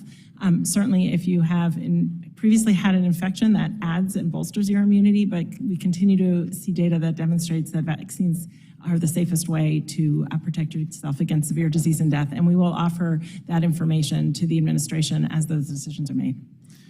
Well, let me follow up. How does the administration intend to fix our depleted healthcare workforce? And, you know, I'm sure that you're out all the time in the communities. And across the 5th Congressional District in Ohio, I visit our hospitals and all of our areas that we have so many people out there that really strained during COVID, and saw, you know, from doctors, nurses, respiratory therapists, you go down the entire line. And, you know, in one of my recent visits to one of our hospitals, they need about 500 to 600 people back into that hospital because, again, they can't service and serve these patients across the region unless they're there. So how are we going to get our depleted healthcare workforce back because of everything that's happened with COVID? Yeah, I appreciate the opportunity because one of the big challenges, especially in our public health workforce, is our inability to have long-standing funding to support that workforce. And because of the lack of that long-standing funding, those are not jobs that people are generally applying for. When there is not long-term funding, sustainable funding for them. Through the American Rescue Plan, we did put out $3.2 billion to over 100 districts, jurisdictions, states, locals, cities, so that they could work on and develop their workforce. Again, having the workforce as diverse as the communities that they serve, but also upskilling the current workforce. We also have a new Public Health AmeriCorps plan where we're training up to 3,000 public health providers through the Public Health AmeriCorps plan over a 5-year plan. Thank you. Let me just follow up on that real quick because, again, you know, a lot of people say they don't want to be in a certain area. Maybe they don't like rural areas. They want to be in a more urban area. But how are you going to get the people back? Because, again, when I look at my area, because I go from urban to suburban to very rural, but we have to get people back in our rural areas for treatment to be able to be out there because I know, again, that the folks that are in these more rural communities are really putting in the hours and they're burning out. That's exactly right. And in fact, that's the import of the sustainable funding in those areas. People often want to go back to the communities in which they were raised, but there aren't necessarily sustainable funding in those communities for those efforts. And that's a lot of the work that we are doing right now. Thank you. Wait, let me follow up. You suggested several times in the past that fully vaccinated people don't carry or transmit COVID-19. Unvaccinated Americans were demonized, shadow banned, and fired from their professions due to this poor guidance, how does the CDC intend to build America's trust back now? Oh, thank you for this question. So it is true that over time we have seen evolution of our vaccine recommendations, and that is because we've learned a lot about this vaccine. We've also seen evolution of the virus itself. So when we first had the vaccine that was first launched in December of 2021, December of 2020, sorry, we had the wild type strain. The vaccine worked very well at preventing severe disease, death, and also transmission for both the wild type and with alpha. What happened with Delta is that the vaccine still continued to work against severe disease and death, but less so, still some, but less so against transmission. That's also been the case with Omicron and its subvariants. Very effective against severe disease and death, less effective, though still somewhat effective, against transmission. Among our efforts in our CDC Moving Forward initiative is to improve and strengthen our communications to the American people. It is the case that prior to this pandemic, most people who came to the CDC website were public health officials, academics. It's now the case that Americans are coming to our CDC website. I inherited over 200,000 web pages on our CDC website. We're doing a lot of work now in a project called Clean Slate to update our website to make it accessible for everyday Americans to come to our website. Thank you. Well, and again, I just want to thank the chairs for today's subcommittee hearing, but I think what you just said, it's communicating back to the American people is absolutely essential because this trust has got to get gained back. And Mr. Chairman, with that, I yield back. Appreciate the gentleman yielding back. Now recognize the gentlelady of Illinois, Ms. Schikowsky, for her 5 minutes. I just really want to thank our witnesses, not only just for being here today to answer all of these questions, but for 3 years of an unprecedented challenge, working every day to try and protect the American people. So thank you for that. I wanted to talk a little bit more about disinformation and the effect that it really had. Over 1 million Americans died from COVID.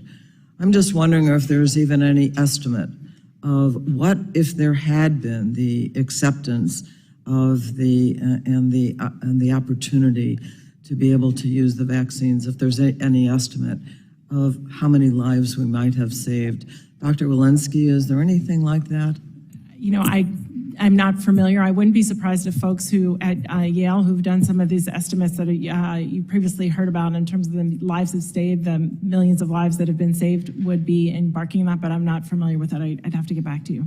Well, let's just, can you talk a little bit more about what the consequences, did anybody else want to answer that? Yes, if I may, it's pretty unusual for a person who's up to date on vaccination and had access to the powerful antiviral drugs that we have to die from COVID. It's a rare exception when that happens. So, in fact, there's a great study that just came out last week about doctors. We were losing hundreds of doctors until the vaccine came out. It has a beautiful graph in it that shows that once the vaccination, because doctors almost all got vaccinated right away and have stayed up to date, we now have a lower than expected mortality rate in doctors because of this intervention. So you can pretty much extrapolate that, remember, the number to be relatively precise, it's hard to be completely precise, 80% lower chance of being dead. Now, I'm a cardiologist, so I'm used to thinking about life and death, and most people can pretty simply think about this. Something that reduces your risk of being dead by 80%. That's important, and you can then back extrapolate. We can't put exact numbers on it, but it's rare for someone to die from COVID if they're up to date on vaccination and have had access to the antivirals. Well, thank you so much. 209,000 nursing home residents have died because of COVID. And I just wanted to talk to you about what we can do to address this particular population to make sure that we can keep them safer. I don't know, any Dr. Walensky or whoever. Yeah, I very much appreciate your work and advocacy for this population because it is, in fact, this population that in this moment is most vulnerable. We're seeing deaths more in elderly population right now, those who are not vaccinated. Right now, we have about 51% of our residents living in nursing homes who've received the bivalent vaccine, but in my mind, that is not enough, and our team is working really hard. We've engaged with our long-term care facility pharmacies to make sure that we get vaccine into those pharmacies. One of the challenges also was the multi-dose, so we're working with those pharmacies to get single-dose vials so that they can actually use those single-dose vials. We're also working within the states to have home health aides and EMTs go to those long-term care facilities where they may not have medical care on site, so that those people can actually visit them and provide vaccine. And then we've actually waived the data needing to come in to facilitate it even further. So we've had enormous amounts of efforts for exactly the reasons that you know. Thank you for that. So I want not just about COVID, but what has CDC learned about best practices to address infections, et cetera, that are in nursing homes? This is a real problem. Right. Well, in fact, we have a whole unit that works on infection control prevention, and that has been specific to nursing homes. We have data that come in weekly from our 15,000 nursing homes through our National Health Survey Network. So a lot of work happening within the nursing homes because of this particularly vulnerable community, not just that we see in COVID-19, but as we saw with influenza, as we see with RSV, again, prone and vulnerable to numerous infections and other threats. Thank you, and I see my time is almost up. I'll yield back. Thank you. Thank the gentlelady. Now recognize the gentleman from Florida, Mr. Bilirakis. Thank you. I appreciate it. Thanks very much. Dr. Walensky, I have a question for you regarding the cruise industry. Throughout the pandemic, I expressed significant concerns and actually led multiple letters about the COVID-19 restrictions for cruise ships and the level 4 travel advisory that unfairly targeted the industry. These restrictions were not backed by facts or science, but rather an executive branch overreach, and they did nothing to actually mitigate public health concerns. They unfairly punished Floridians and others throughout the country, businesses who rely on the cruise industry for their livelihood, by creating a baseless no-sale order that costs local economies billions of dollars. Dr. Walensky, do you know how long the cruise industry was prohibited from operating as a result of the CDC orders? I know we worked closely and hard to try and open the cruise industry as soon as possible for all of the reasons that you know. We also know that during the COVID-19 initially came to our shores literally through cruises. And so we worked closely to make sure that those cruises would be safe, that we could implement mitigation strategies with the cruise liners so that they could be both safe and operational as soon as possible. But I would have to go back. I don't know off the top of my head, but I'd be happy to get you the information as to how long they were closed in the timeline there. Does 16 months sound about right? It may be. I would have to go back. Okay. The no-sale order remained in effect, in my opinion, far too long. What do you say to the people of my state who lost their livelihoods due to your agency's inability to make nimble and timely fact and science-based decisions? And how will you commit to changing your agency's approach to the way it handles the travel and tourism sector, because it's so vital to my particular state and, of course, other members. We have hidden treasures throughout the world, but the cruise industry is very important to our economy. The cruise industry and many other industries have suffered gravely from the last 3 years. And so, what I can tell you is that we at CDC are working to put the science of public health forward so that we can work with across the agencies to create policies that where health is one piece of the puzzle. And so, that is our job at CDC. Thank you. Dr. Califf, according to recent GAO's reports, they reiterated longstanding concerns about the FDA's ability to oversee the global pharmaceutical supply chain, an issue that has been on their high-risk list since 2009. GAO found that the FDA needs to increase monitoring of medical products, manufactured overseas and improve planning for drug shortages. GAO reported that the FDA had vacancies among each of the groups of investigators who conduct foreign inspections. For example, within its foreign offices in China and India, about 1/3 of its drug investigator positions were vacant. Inexcusable as far as I'm concerned. This is a serious issue. Dr. Califf, how much progress have you made in filling these vitally important vacancies?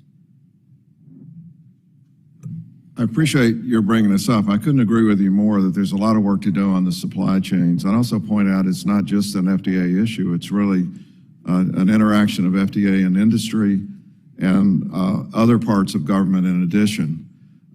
We are, thanks to the omnibus bill now, we have additional hiring authority in these areas to bring on more people, and we're hard at work in doing it.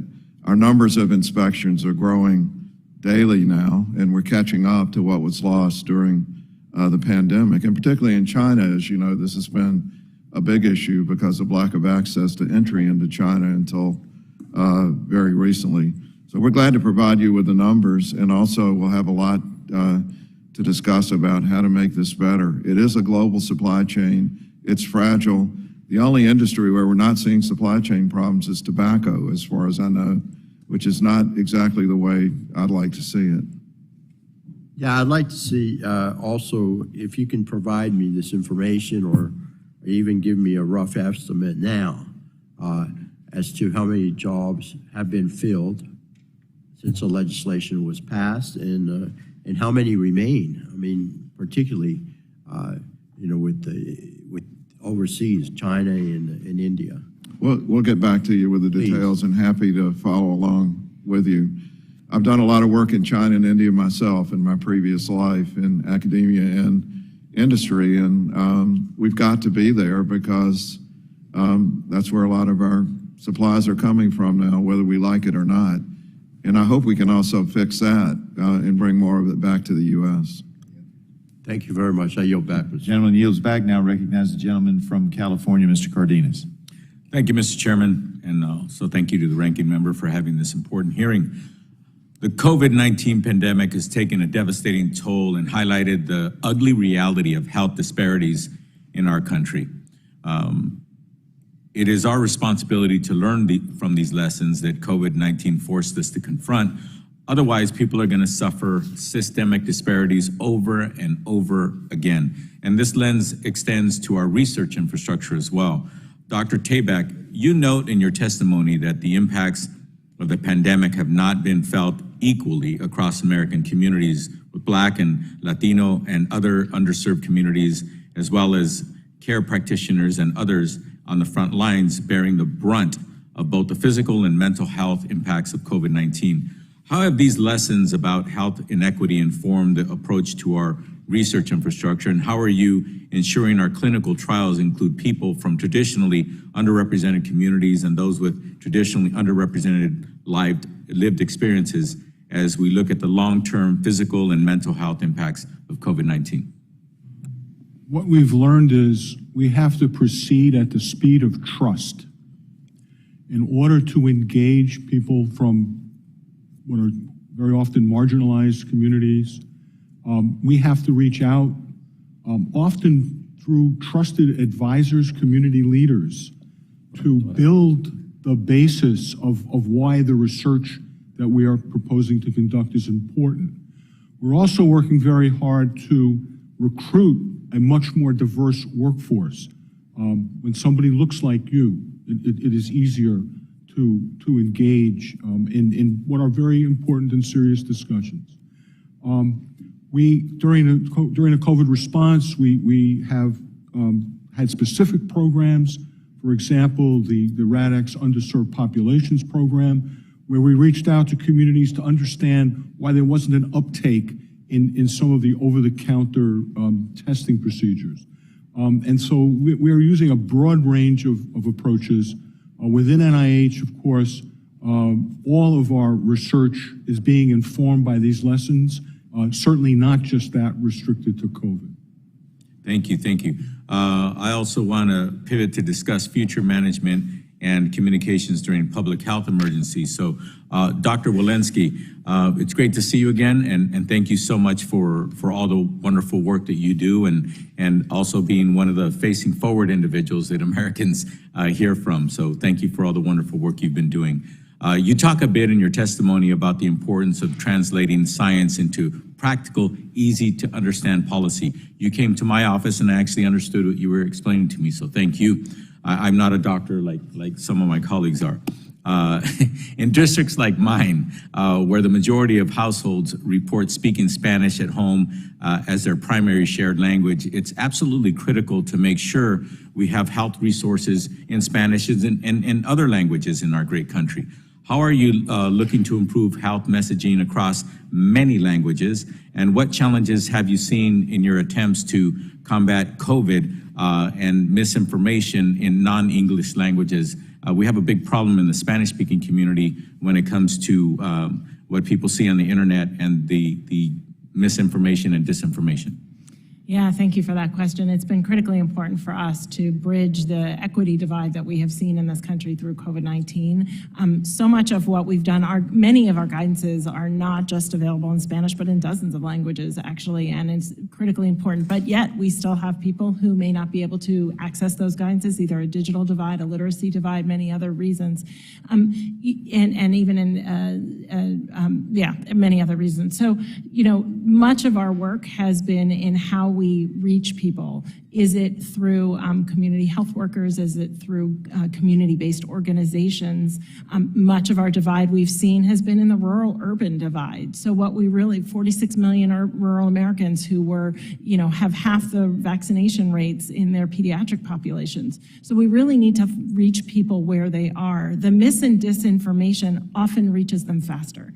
And that is really critically important to emphasize. We all have a role, because we at CDC will do a lot of work to try and tackle that. But it may not be the government official that they want to hear from. It may be an academic society. It may be an academic official. It may be somebody in their local pharmacy. It may be their local pediatrician. So we have much work to do in the mis and disinformation. And I would urge, again, all of us have a role in addressing mis and disinformation. Thank you. Thank you, Mr. Chairman. My time having expired, I yield back. Thank you. Gentleman yields back. I now recognize the gentleman from Ohio, Mr. Johnson. Thank you, Mr. Chairman, and thanks to our panelists for being with us today. Dr. Walensky, thank you especially for being here. You got a tough job. CDC has got a tough job. And public trust and confidence in what the organization does is so vitally important, and I know you know that.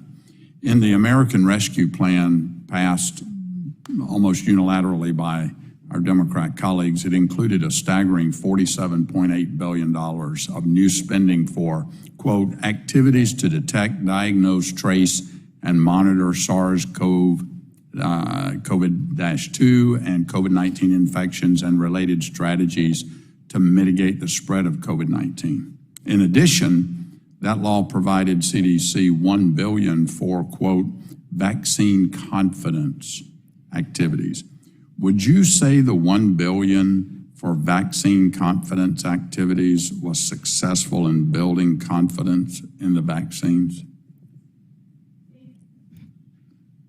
Thank you for that question. I think that what we don't know is what would have happened in the absence of those resources. No, but do you think it helped in instilling confidence? I absolutely know that we have been using those resources. No, but did it improve the confidence level of the public? That's what I'm asking you. Compared to where it otherwise would have been in the absence of it, yes. Okay. But we also well, have I'm a not sure that we misinformation. got our money's worth, because in my district, people tell me not only are they losing confidence in the COVID vaccines, but now other more proven vaccines as well.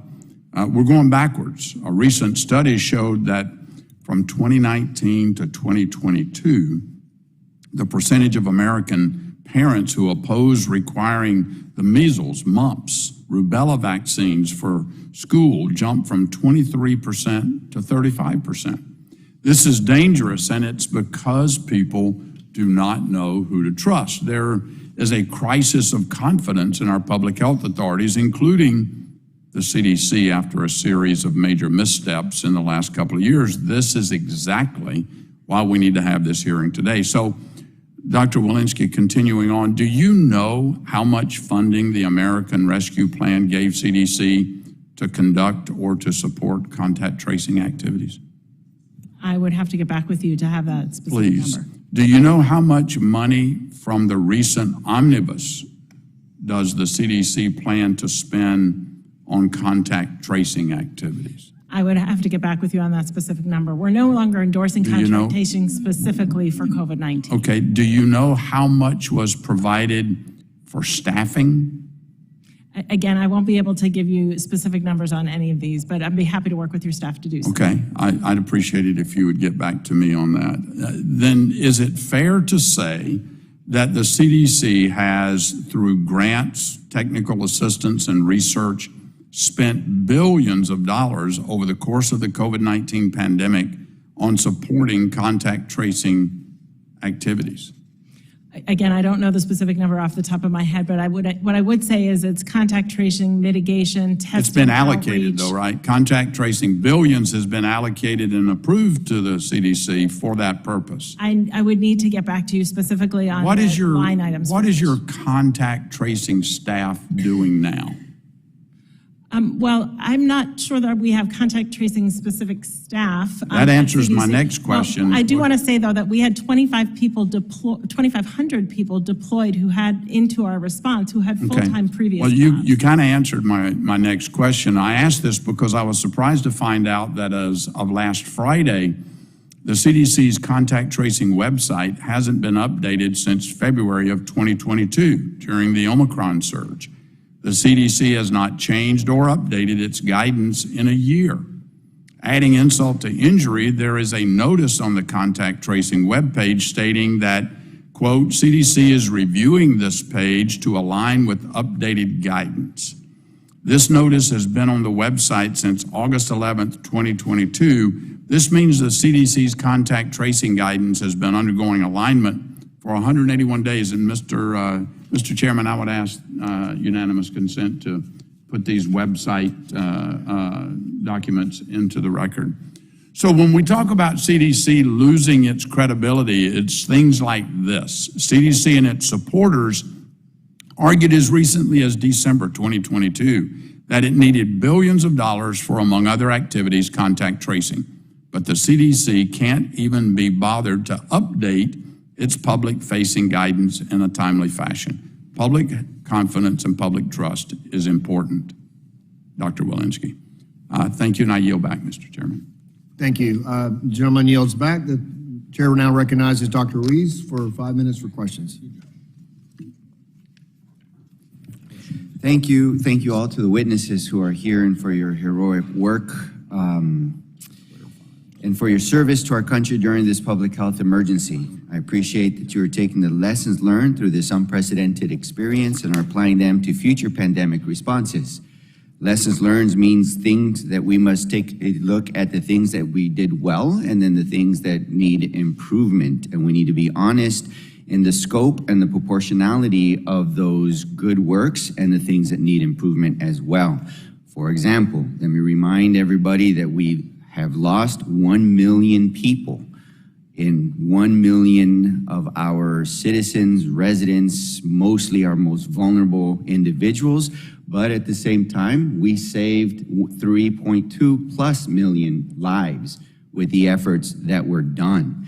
We must look at why our nation had the highest death rates than any other nation and tackle those difficult questions in order to prevent that from happening. One thing for sure is that this pandemic shined a spotlight on what we already know, which is that there are glaring disparities in access to healthcare based on where a person lives, color of their skin, zip code, or how much money they make. And so for those who live perhaps in safer areas with the resources to stay safer, you know, the issue of the pandemic may not have been a high risk for them, and they are mostly concerned of the enormous inconvenience that this pandemic unfortunately gave to everybody. But if you're living in a very concentrated household with people who are sick and don't have access to health care, and you know that the risk is much higher in your community, then the precautions that the CDC and other experts are saying is life-saving. And so that is why this is so important, because we must understand in the public health world, as a physician, you must ask the question, who are the most vulnerable, the most likely to die, and how are you going to prevent them from dying? But it seems like our approach here is very malaligned, and we need to really understand this issue. In my district, for example, the Coachella Valley Volunteers in Medicine and the Desert Healthcare District in Southern California work to address these issues to run testing sites and vaccine clinics in the least served areas of the community, the hardest hit, hardest to reach, for the homeless under the bridges, for the farm workers in the workplaces, for the most vulnerable uninsured at their churches. We took care to the people, and it helped. Together with my office and even myself rolling up my sleeve, inoculating, conducting the testing in Spanish and English, we met people where they were, reducing barriers that people often face in getting the care that they need, like a lack of transportation and the ability to take time off of work. And I applaud the Biden administration for implementing programs to help level the playing field through the HRSA and the CDC programs that distributed vaccines directly to our community health centers and the retail pharmacies who service the very communities that traditionally have lower access to care. And this was a response because of governors who did not follow the equity rule, did not believe in this approach, and did not allow the monies to go to the hardest to reach areas. As a member of this committee and as the ranking member of the Select Committee on the Coronavirus Pandemic, I truly want to understand what we have learned about best practices in addressing inequities and how the agencies here today are applying those lessons to close the gap in our pandemic response and ensure equal access to care for all. Dr. Walensky, what did the CDC learn about the tools needed to address health disparities in the COVID-19 response, and how is CDC incorporating these lessons into a strategic reorganization to make equity a strategic part of our effort in future healthcare pandemics? Thank you, Dr. Ruiz. You note what we learned in COVID-19, but what we've known in infectious diseases all along, which is infectious diseases go to the most vulnerable. That is how they work, and that is how they, it happens in HIV, it happens in hepatitis C, it happened in COVID-19, it happens in influenza. We knew that was going to be the case, and we immediately put out resources once we had them in order to address exactly as you did. Go to the community-based organizations, go to those trusted messengers, make sure you have crossed the divides where people might not be reached, because we know that it's going to be the elderly, the vulnerable, those in multi-generational households, those who, when you say you should isolate, actually don't have any place to isolate to. Right? And so that was the work of CDC. We have developed, 8 weeks after I came into office, I declared racism a serious public health threat. We developed an Office of Equity. That Equity Office, now in our reorganization announced 2 weeks ago, will be reporting immediately into the immediate office of the director. And we're looking forward to continuing those efforts to address equity issues. Thank you. Gentleman yields back. Now recognize the gentleman from Indiana, Mr. Bouchon, Dr. Bouchon. Thank you, Mr. Chairman. I want to start by saying to all of our witnesses, I appreciate you being here, and I know your jobs are very difficult. The last 3 years have proven a rough time to work on public health issues. And while I believe most public health officials work in good faith, including you all, I also believe that you and your predecessors have at various times been pressured by your respective White Houses to take certain actions or make certain statements in order to achieve political objectives. Again, previous, current. And I just want to say that I cannot understate my disapproval for such behavior. It's so important that our public health agencies be places of science and transparency, and if they are not, the American people find out, trust is destroyed, and then what reason do citizens have to listen to further advice? So we all need to work together to reestablish the trust in our public health agencies. Dr. Walensky, I'd like to discuss one aspect as it relates to vaccine mandates. I want to make it clear, I support vaccination. I'm personally vaccinated, as is my family. That said, I strongly believe that any medical decision, medical therapy, is the decision of an individual and not of the federal government. Beginning in 2021, vaccine mandates were imposed across the country, and as a result of these mandates, unvaccinated people were fired from jobs, excluded from higher education, even denied organ transplants, and punished by judges in probate hearings and child custody cases. And finally, many were kicked out of our military. The prevailing argument for the mandate was this: the more people that got vaccinated, the less the virus would spread. It's my understanding that from the start, the vaccine manufacturers provided evidence that vaccines were safe and effective at reducing the severity of infections, but from the start, they did not provide evidence that COVID-19 vaccines provide sterilizing immunity, preventing transmission of the virus. Is that correct, Dr. Walensky? Yeah, let's just, so the clinical trials actually did not have an endpoint on transmission, but ultimately through both the wild type and the alpha variant, there were data that were released in the New England Journal that demonstrated that they did prevent forward transmission for the wild type and alpha variant. Yeah, and you said that earlier in the hearing. The question is when did that happen? What was the date that that happened? I couldn't give you the date of the New England Journal piece, but I could tell you that by the time we saw Delta at the end of July of 2022, we knew that transmission. Because in 2021, March 2020, you said vaccinated people do not carry the virus and don't get sick. That was based on previous information. That's what you're saying. It was an evolving situation. That was based on the wild type and alpha, yes. Okay, so that clarifies why the CDC said what they said at that time, I guess.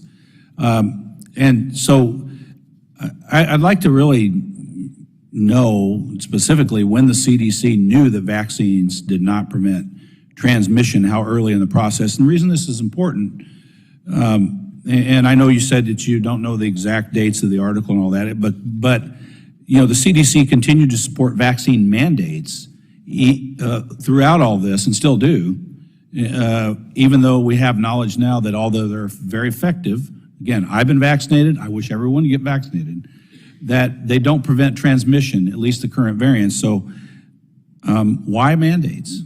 Yeah. And Dr., you know, and the FDA can answer that question too. Yeah, so maybe I do want to correct. It was July of 2021, not July of 2022, but it was after the New England Journal piece that you're speaking about. Okay. I do appreciate you're actually emphasizing the importance of vaccines and how they prevent severe disease and death. So I have a limited amount of time. So on the last question, you know, with that information, why does currently we still recommend mandates? You know, my job at the CDC is to provide the scientific data that demonstrates the safety, efficacy of these vaccines in preventing severe disease. Okay, fair enough. And I saw you. It's basically policy puzzle. It's basically policy driven, probably from the White House.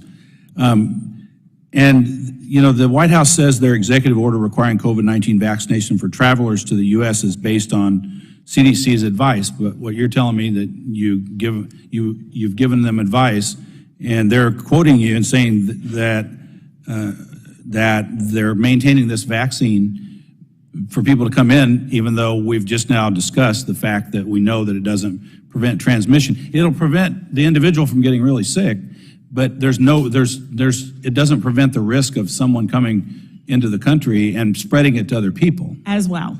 So it does prevent severe disease and death. It doesn't prevent transmission as well as it did for prior variants, but it does still prevent some. I'd like to offer. So I'm out of time, but we need to lift this mandate on travelers. It has a big impact on our tourism industry, and most other countries are doing it.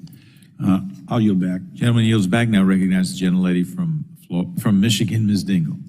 Thank you, Mr. Chairman, and I want to thank all of our panelists for all of the work that you've been doing under not the easiest of circumstances. And I have a lot of questions, so I need to get to them, but I need to say that we are going backwards on vaccines, and we are building, I hope our hearings do not contribute to the lack of public trust. I look at measles, which has been in my community because people are afraid to get it. And I say this as someone who got Hans Beret from the swine flu shot and was more afraid of anybody in the Congress of the COVID flu shot. But I did my research, I got it, I didn't die, and I got every other one. So we need to make sure that we understand vaccinations save lives in all kinds of things as we are doing these hearings. We can ask questions, but let's not contribute to the lack of trust in the community. But since the outbreak of the pandemic, we've encountered new challenges with emerging variants and other diseases. Just this past fall, we saw a triple dynamic with an increase in COVID-19 cases, an earlier than usual flu season, and RSV, which hit children and seniors especially hard. In the midst of this latest challenge, we heard from parents across the country struggling to find common over-the-counter pain relievers, such as Tylenol and Advil for their kids, as well as the antibiotic amoxicillin that's used to treat all kinds of infections. You know, when you're sick and you need it, you get scared when you can't find it. So, Dr. Califf, we know FDA can't wave a magic wand and immediately start producing more drugs when there are supply chain issues, but what can the agency do in a situation like this? What has the agency done to address these shortages? And because we're going to be short on time, what authorities or resources would it be helpful for the FDA to have to better anticipate and deal with these increase in demand and shortages? Well, as you know, the industry is increasingly developing digitized supply chains. Each company has great detail about its own supply chain, but there is no central hub. And right now, our authorities across drugs, devices, biologics are somewhat different. None of them are as complete as they need to be. Particularly, we need for the companies to notify us when they see a shortage coming, whether it's because of a manufacturing problem, which currently exists for the most part, or because there's a great increase in demand that they're forecasting that will outstrip their ability to manufacture the product. Ultimately, I'd like us to envision 10 years from now a digitized supply chain that could undergo stress testing like we do for banks and the financial sector now.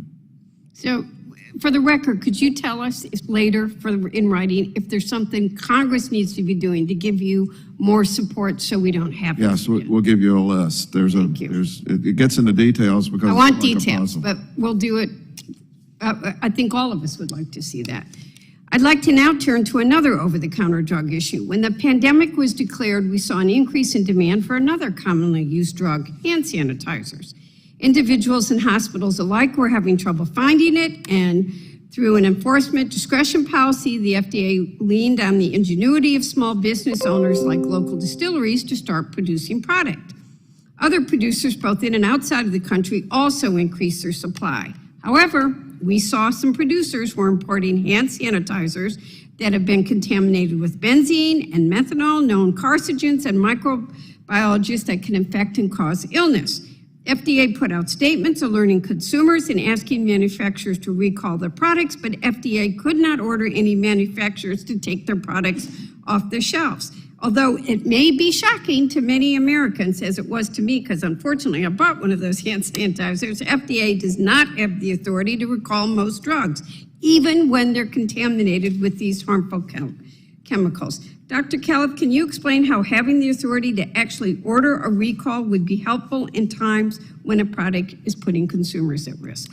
Of course, most companies want their products to be good, so they'll recall them on their own. But we run into companies that don't do it and put people at risk. If we can't order it to happen, all we're trying to do is then inform the public about something that could be lethal or cause serious illness. So we really need to have the authority to do it. We wouldn't use it unless we couldn't work it out with the company. Some in the past have suggested that instead of ordering a recall when a sponsor fails to comply with a voluntary recall, FDA can simply revoke a product's approval or declare the product's misbranded. Are these options acceptable substitutes for recall authority? Why or why not? Absolutely not. Remember that a recall, you got to go to the shelf and take what's already been there and notify people in their homes. It's not enough to say don't sell anymore. A lot of it's going to be out there in commerce. We have a situation going on outside the U.S. right now, a diethylene glycol in Tylenol and ibuprofen, which is one reason we can't just import it. We've got to have control of the situation. Thank you. I yield back, Mr. Chairman, but we've got some good areas to work on together. Thank you very much. The gentlelady yields back. Now recognize the gentleman from Georgia, Mr. Carter, for 5 minutes. Thank you, Mr. Chairman, and thank you for this hearing, Mr. Chairman. We are committed to a government that's accountable, and we need to be accountable, and so do the agencies, especially the agencies, and especially when we're talking about the government's response to COVID-19 pandemic. The American people deserve this information. They deserve answers and accountability, because there have been clear failures by this administration over the past 2 years. Still got existing vaccine and mask mandates that are, and we've experienced diverting funds away from frontline healthcare workers to COVID campaigns. It's no wonder why the American people have lost their trust in our public health institutions. I'm no different from any other member of Congress up here. I have a lot of pride in my state. I'm very proud that the CDC is in my state. But I'm very concerned about the public perception right now of the CDC, especially after what we've been through. That is of concern to me as a native Georgian and as a representative from the state of Georgia. So Dr. Walensky, I hope that you'll help me with this. But I want to start with Dr. Tabak because there's something that's very important to me as a healthcare professional, and that is gain of function research. I want to ask you, in the fiscal year 2023 omnibus, section 2315, there was a provision included that would ban the funding of HHS dollars towards certain types of research involving pathogens of pandemic potential or biological agents or toxins that are at risk to be a severe threat to public health and safety, effective immediately. This ban is in effect until the agency conducts certain review and oversight of protocol, and it can't be lifted. It cannot be lifted without the appropriate notice to Congress. My interpretation of this provision is that it's a ban of gain of function research. And we may have a different definition of gain of function research, but I want to ask you, can you please speak to how NIH is implementing this provision? So we do need to have a short conversation about gain of function research. That's a generic term, and it gets us in all sorts of trouble. The type of research that you and everybody is concerned about is a very narrow portion of that, where you take, for example, a virus and attempt to make it more transmissible, you attempt to make it more pathogenic. Okay, I'll accept that, and I appreciate that answer. That's what this was intended for in the omnibus. And my question is, are you implementing this? And we currently are not funding that type of research. We have nothing in that category. The NSABB, which is an advisory committee to the USG, just provided a set of draft recommendations, which will presumably tighten our approach to this type of research. Once the report is finalized, which we expect will occur very shortly, I will send a memorandum to the Secretary of HHS, and he in turn, I presume, will reach out to the NSC and to the OSTP to convene a government-wide effort to update the framework with which we work in these. I want more. I want to hear more than just the effort. This has to be done. So what you're telling me is that it has been done, and it's been done immediately. And I'll accept your limited definition of gain of function research. That is okay. The definition. Then it goes on to say that in the 2023 omnibus, that we ban the funding of pandemic potential research in foreign countries of concern. And we define foreign countries of concern as China, North Korea, Russia, and Iran. Can you tell me, has that been done? There is no funding of EPP research in any foreign country today that is sponsored by NIH. Has there been in the past? No. There has not been in the past? There has not been in the past funded by NIH related to the SARS-CoV virus. Many years ago, there was EPP research conducted in the Netherlands, and that was an influenza. Okay, let me ask you one other thing. This legislation also mandates that all funding for the research be stopped no later than 60 days after the bill is enacted, and that's the end of the month. Can you commit that your agency will fully comply with the law? Fully comply with law and completely defund any relevant grants at this time? We have no current grants funded, so there's nothing to defund. Okay, so I just want to make sure I'm clear. You're not funding anything with your limited definition of gain of function research, nor have you in the past. Yes or no? In the past, there was funding in influenza research, but currently there is no such research funded. And there will not be in the future. We have no plans that I am aware of. Thank you, and I yield back. Gentleman yields back, now recognizes the gentlelady of New Hampshire, Ms. Custer.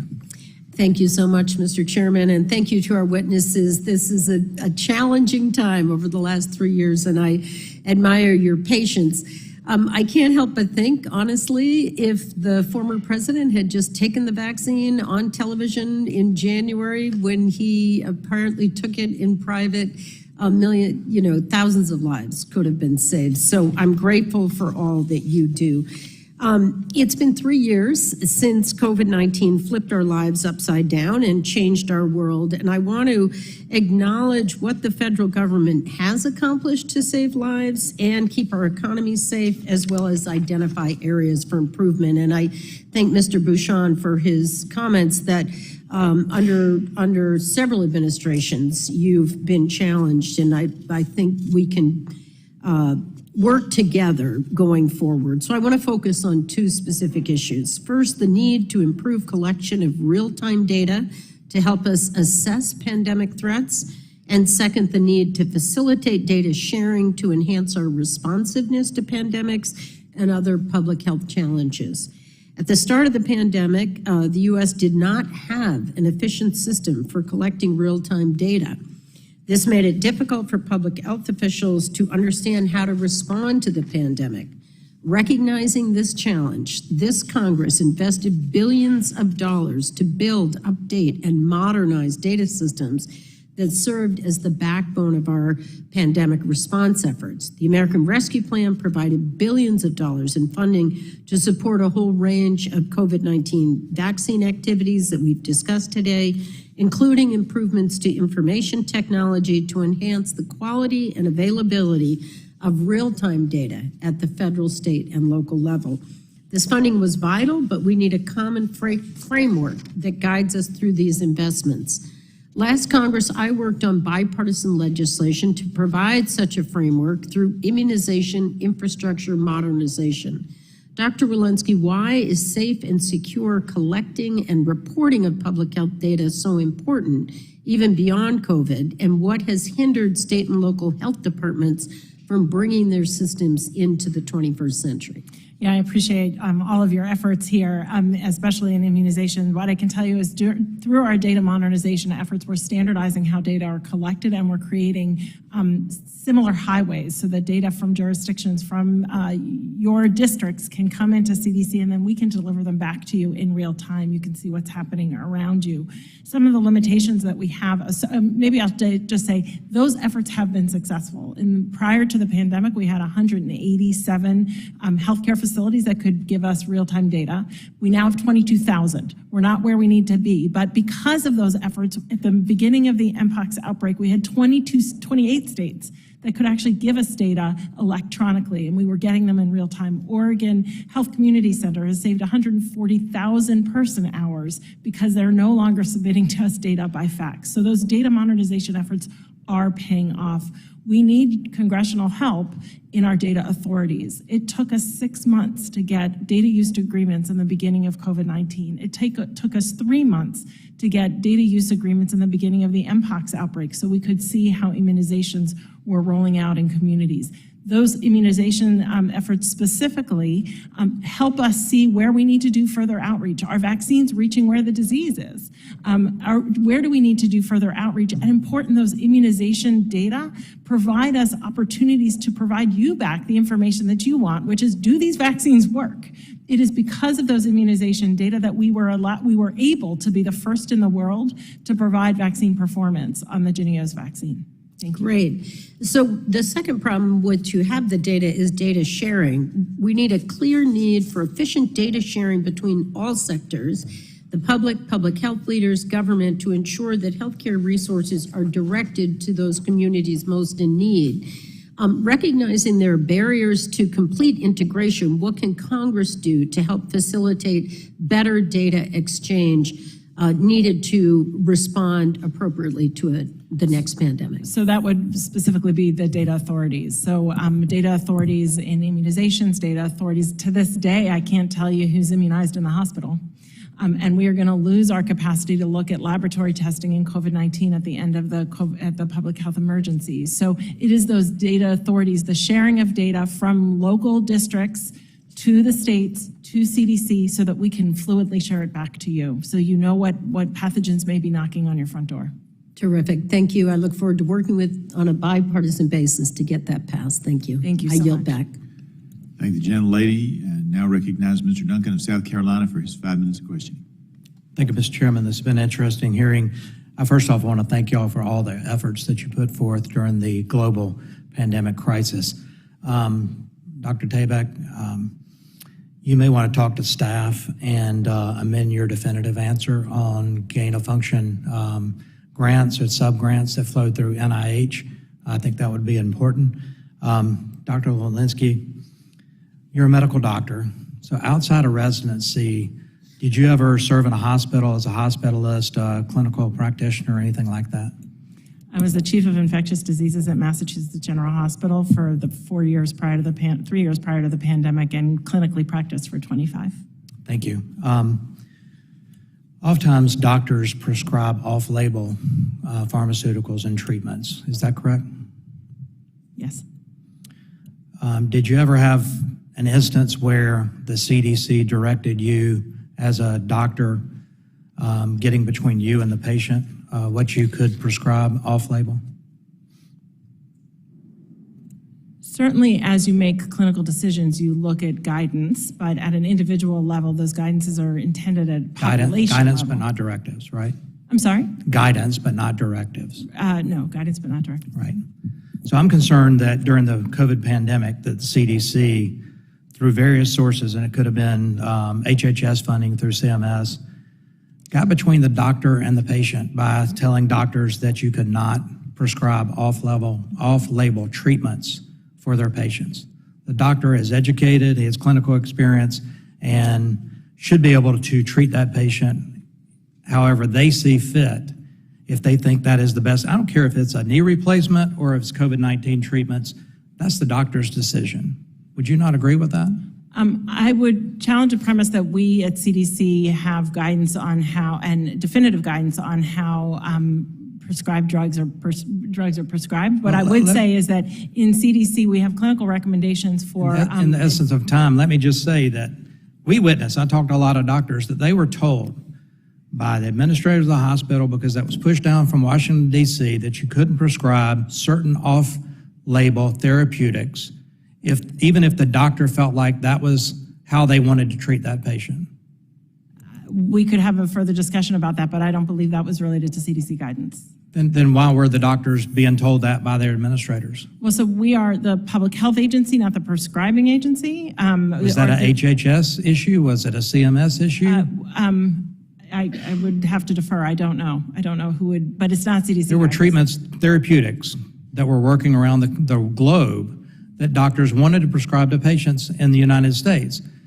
Would you also agree that people following the guidelines of CDC that treated patients with remdesivir or whatever that died? Would you agree that patients died based on those treatments? There are COVID-19 treatment guidelines. Those are guidelines come out of the NIH, and I'd like to pass it to Dr. Tabak, if that's okay. So the treatment guidelines that Dr. Walensky refers to are a compilation from NIH as well as outside experts across the country. I get guidance, sir, and I appreciate guidance. What I've been told is doctors were told they could not use certain therapeutics that they thought might be in the best interest of treating that patient and saving a life. Patients died based on the treatments that were pushed down from Washington, like remdesivir. Patients died in this world. And doctors make better decisions than when government gets in between that doctor and patient relationship. I'd love to have a further follow-up, but I agreed to yield some time to Dr. Burgess, and I yield as much time as I have left. Gentleman yields. Dr. Burgess.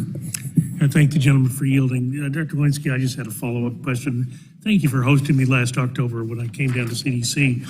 And as you remember, one of the things that I've been terribly concerned about is the excess mortality, the fact that life expectancy, according to your website, life expectancy in the United States has declined to its lowest level since 1996. Granted the COVID deaths, granted the fentanyl deaths, methamphetamine, diseases of despair, but I'm not sure that we're not missing something. And I want us to be very thorough in looking at the data, and that's where I ask your help, because CDC is the data repository in the country, is there something 5 years from now we're going to look back and say, I can't believe we missed that?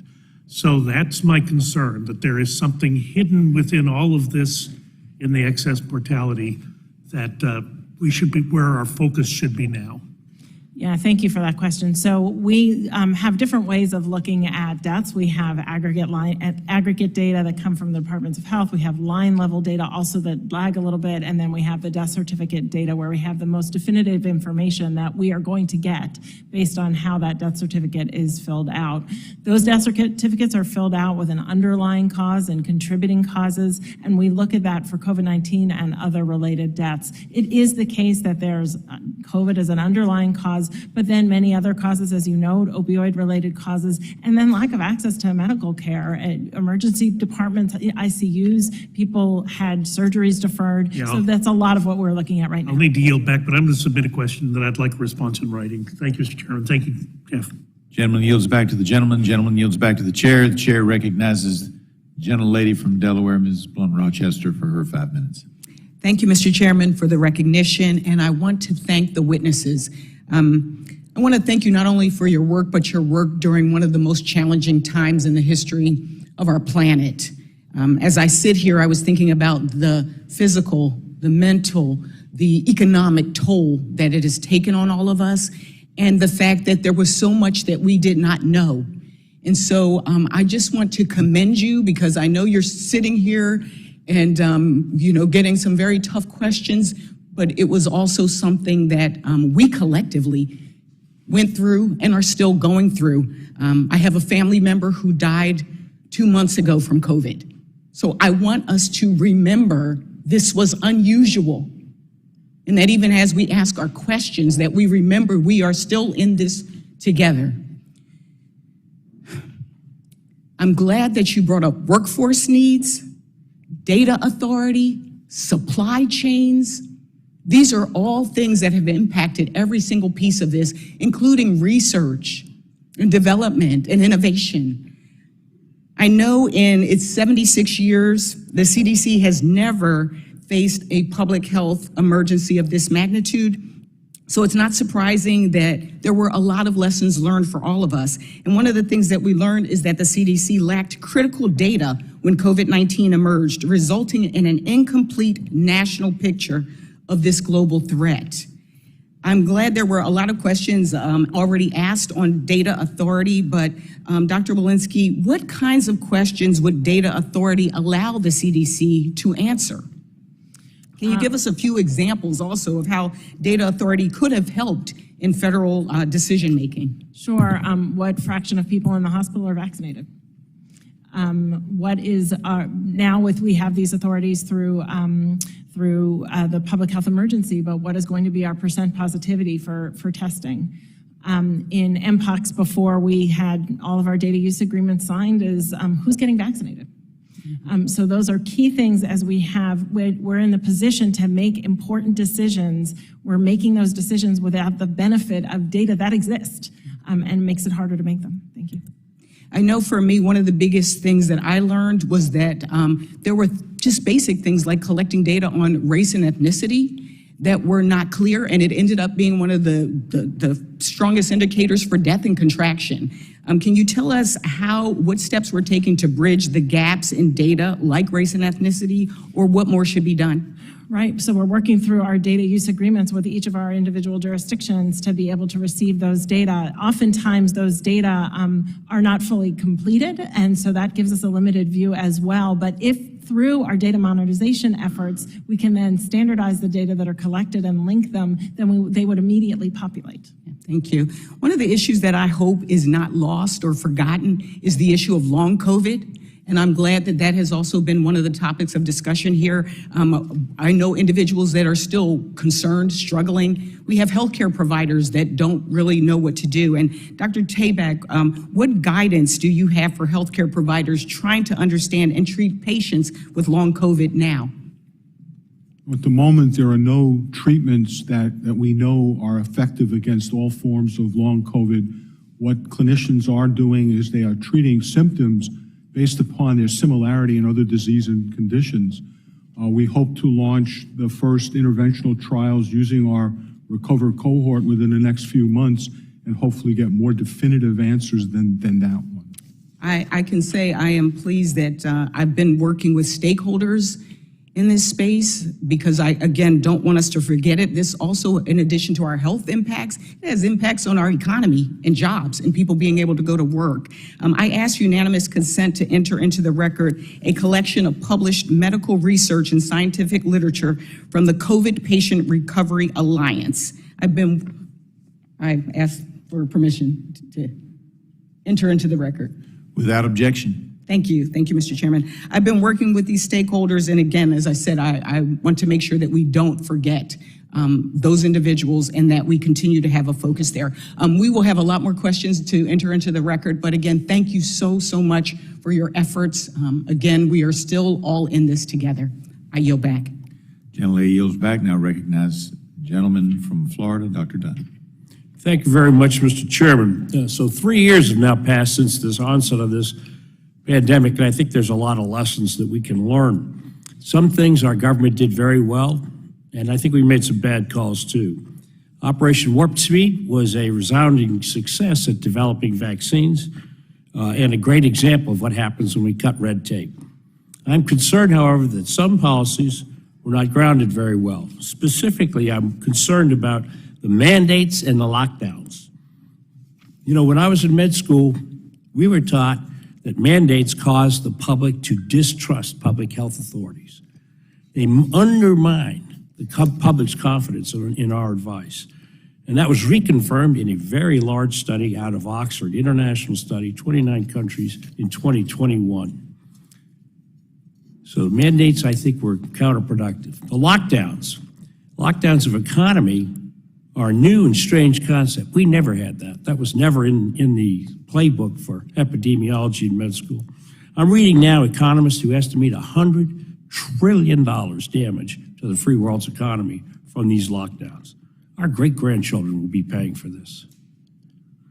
Dr. Walensky, whatever comes in the future, whatever the next pathogen is, we can never do this again. Do you agree with me? I agree that we should do everything in our power not to have it happen, but I will tell you that I was a practicing clinician in March of 2020, and we had a morgue sitting outside the hospital. And so when you can't take care of a motor vehicle accident and you can't take care of a brain tumor, extraordinary measures are necessary. I would very much like to never be back there. But the lockdowns didn't help. So, I mean, what happened is it was an if-then, but that's not like you got any gain out of it. I do think when there are lockdowns, there's there's decreased need for things like motor vehicle accident care. So I do... lock down our whole economy. Let me move on with the time here. So another concern I have is our failure in diagnostics. We've known for over 10 years that the principal source of immunity, the principal mediator of immunity to coronaviruses are in T cells, not B cells. However, to this day, we lack coverage for any cellular immunity testing in this country. That's the T cell testing that you see. NIH and CDC have ignored this kind of testing despite the fact that we know this. This is the way the coronaviruses are, principally to the degree that we have long-lasting immunity from any coronavirus, it's mediated in the T cells. Still no coverage. You know, the other thing you get with T cell testing is it's a test for natural immunity. So we test whether or not somebody's been infected. Imagine how helpful it would be to know who has some level of immunity, to know how many people were infected with this virus. We could still do population studies with this testing. You know, Dr. Tabak, would you commit to the NIH studying some T-cell immunity? So in fact, we are having conversations now through our active consortium, which is a public-private partnership, federal agencies and industry, to do just that, to look at T-cell readout. And so Please do. We are working towards that goal. Singapore studied SARS-CoV-1 and T-cell immunity literally 6-7 years ago. I mean, that's a long time ago. We've known about this for quite a while. I'm also concerned, actually, about the shortage of studies on therapeutics for early outpatient treatment. I mean, we had a guidance nationally that basically said, if you test positive, go home, quarantine, wait till your lips turn blue, and then go to the hospital, and maybe we can save you. That was it. I mean, there were a lot of broad-spectrum antivirals out there of potential use. Specifically, I'm thinking about in Japan. This is not approved in America, but it's been approved in Japan. In fact, it's a generic drug in Japan, and it's favipiravir. And we just ignored it. We sailed right past favipiravir, never mentioned it, and we instead approved, Dr. Califf, we approved molnupiravir. Molnupiravir is another RNase polymerase inhibitor, but it inhibits human RNA polymerase as well as viral. Favipiravir is specific for viral. Can you tell me something about why we didn't take a look at favipiravir? Of course, the FDA will look at anyone who brings us data and seeks approval. So I'll have to go back on the specifics of this, but molnupiravir, as I know you know, had randomized clinical trials that it brought. Sorry, favipiravir, when I looked in 21, had 96 trials. Well, we also have to look at the quality of the trials, so I'll have to get back with you. Japanese trials, pretty high quality medicine. You know, I think my time has expired, so I have to yield here. But I think there's some real disappointments in targeting and choice on therapeutics and diagnostics. With that, Mr. Chair, I yield back. Gentleman yields back now. Recognize the gentlelady from Illinois, Ms. Kelly. Thank you, Mr. Chair, and I want to thank the chairs and ranking members for your insights on the challenges and successes we've had faced in strengthening our response to the COVID-19 pandemic, and excuse my voice. And I want to thank the witnesses for all the work that you do. Vaccinations have proved to be a powerful tool. The Biden administration's decision to make vaccinations free was a pivotal step in our continuing journey toward health equity. In response to reluctance in communities of color to get vaccination, the evolution of COVID-19 messaging created opportunities to address challenges and create strategy around increasing confidence in public health messaging for Black and brown communities, including continued efforts to increase vaccination rates and booster compliance. Still, bivalent booster rates continue to lag, with 19.4% of Black communities, 12.7% of Latino communities receiving updated boosters, as compared with almost 30% of white communities. Dr. Walensky, considering the pending PAPA reauthorization, are there key learnings from COVID-19 that will help to increase Black and brown awareness and uptake of public health strategies during the ongoing pandemic and other future public health emergencies, because there will be others? Yes, there will be others. Thank you for that question. Among the key points of our CDC moving forward is creating partnerships, results-based partnerships, and part of those partnerships is working with community-based organizations, recognizing that people know how their communities will react and people know their questions that they'd like answered. We do have programs like Vaccinate with Confidence, race and ethnicity access to community health, Let's Rise, promoting vaccine confidence. So all of these things are working within communities with people from those communities to understand what it is, what are their questions, the local questions that they have related to vaccine confidence. It's a concern not only for COVID-19, but also for other routine pediatric vaccinations as well. So I know COVID's not over, but it's waning. So do you see that continuing, or we just did that during COVID? Those always have a vaccine campaign for flu vaccines every year, and then we really do have work to do in our pediatric vaccines. As has been noted, we lost pediatric vaccination rates this year down from 95% 2 years ago, 94% last year, 93% this year, 250,000 less children entering kindergarten with their routine vaccinations being up to date. Thank you. How do you say your name? Tabak, I want to be correct. Dr. Tabak, can you elaborate on how initiatives such as NIH's SEAL Community Engagement Alliance against COVID-19 disparities increased clinical trial diversity for COVID-19 vaccines and treatments? Yes, I'm pleased to do that. What we did was we partnered with local organizations within the community, faith-based organizations and other community leaders, people who are trusted, and met with them to explain things, basic questions about COVID, about therapeutics, about vaccines, and importantly, why it's important to participate in clinical trials. We wanted our trials to represent the nation, and that, of course, gives better comfort to people that a particular intervention may work if they know that somebody who looks like them was part of the trial. We're building this into everything that we're doing now at NIH. We're not stopping just with the COVID response, because obviously the same tenet holds true for all clinical research. And so we're working hard to extend that. I'm glad to hear that, because I was going to ask, how can the successes of these efforts be replicated to ensure racial and ethnic diversity in clinical trials more broadly? So I'm glad you're continuing. I just want to say thank you again. This is very important to me, and I look forward to partnering in a bipartisan way with my colleagues to ensure clinical trial diversity. Thank you. I yield back. Gentlelady yields back. I now recognize the gentlelady from Arizona, Ms. Lesko, for her 5 minutes of questioning. Thank you, Mr. Chair. My first question is for Mr. Tabak. You told Congressman Carter that NIH did not fund EPPP research in foreign countries except for an influenza experiment in the Netherlands. Was that experiment funded by a direct grant or a sub-grant?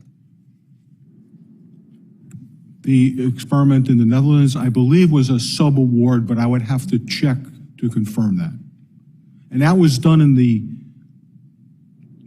I think it was in the early 2000s. It's been a while. Okay, and how then did the NIH know about the experiment as a sub-grant? It was approved under the then DIRC/P3CO framework, and we used the normal monitoring procedures for that, yes. In the case of EcoHealth in the Wuhan lab, the NIH was unable to get the records of a humanized mice experiment because the Wuhan lab, the sub-grantee, refused to provide this to EcoHealth. Given the failure of an NIH grantee to get lab records, there could be other cases where NIH can't get the lab records. Isn't that right? It's possible. As you know, that sub-award has now been terminated. They are no longer funded by NIH to do anything. So how can you state, how can the NIH know for sure that it hasn't funded EPPP when NIH can't be sure it can get the lab records of experiments funded by NIH? As a result of them failing to provide us with the adequate documentation, they no longer have any funding from NIH. The NIH funding, we approve what they are to do from their progress reports and from their publications. They have done what they said they would do. The work was commensurate with the modest sums of money that we provided to them.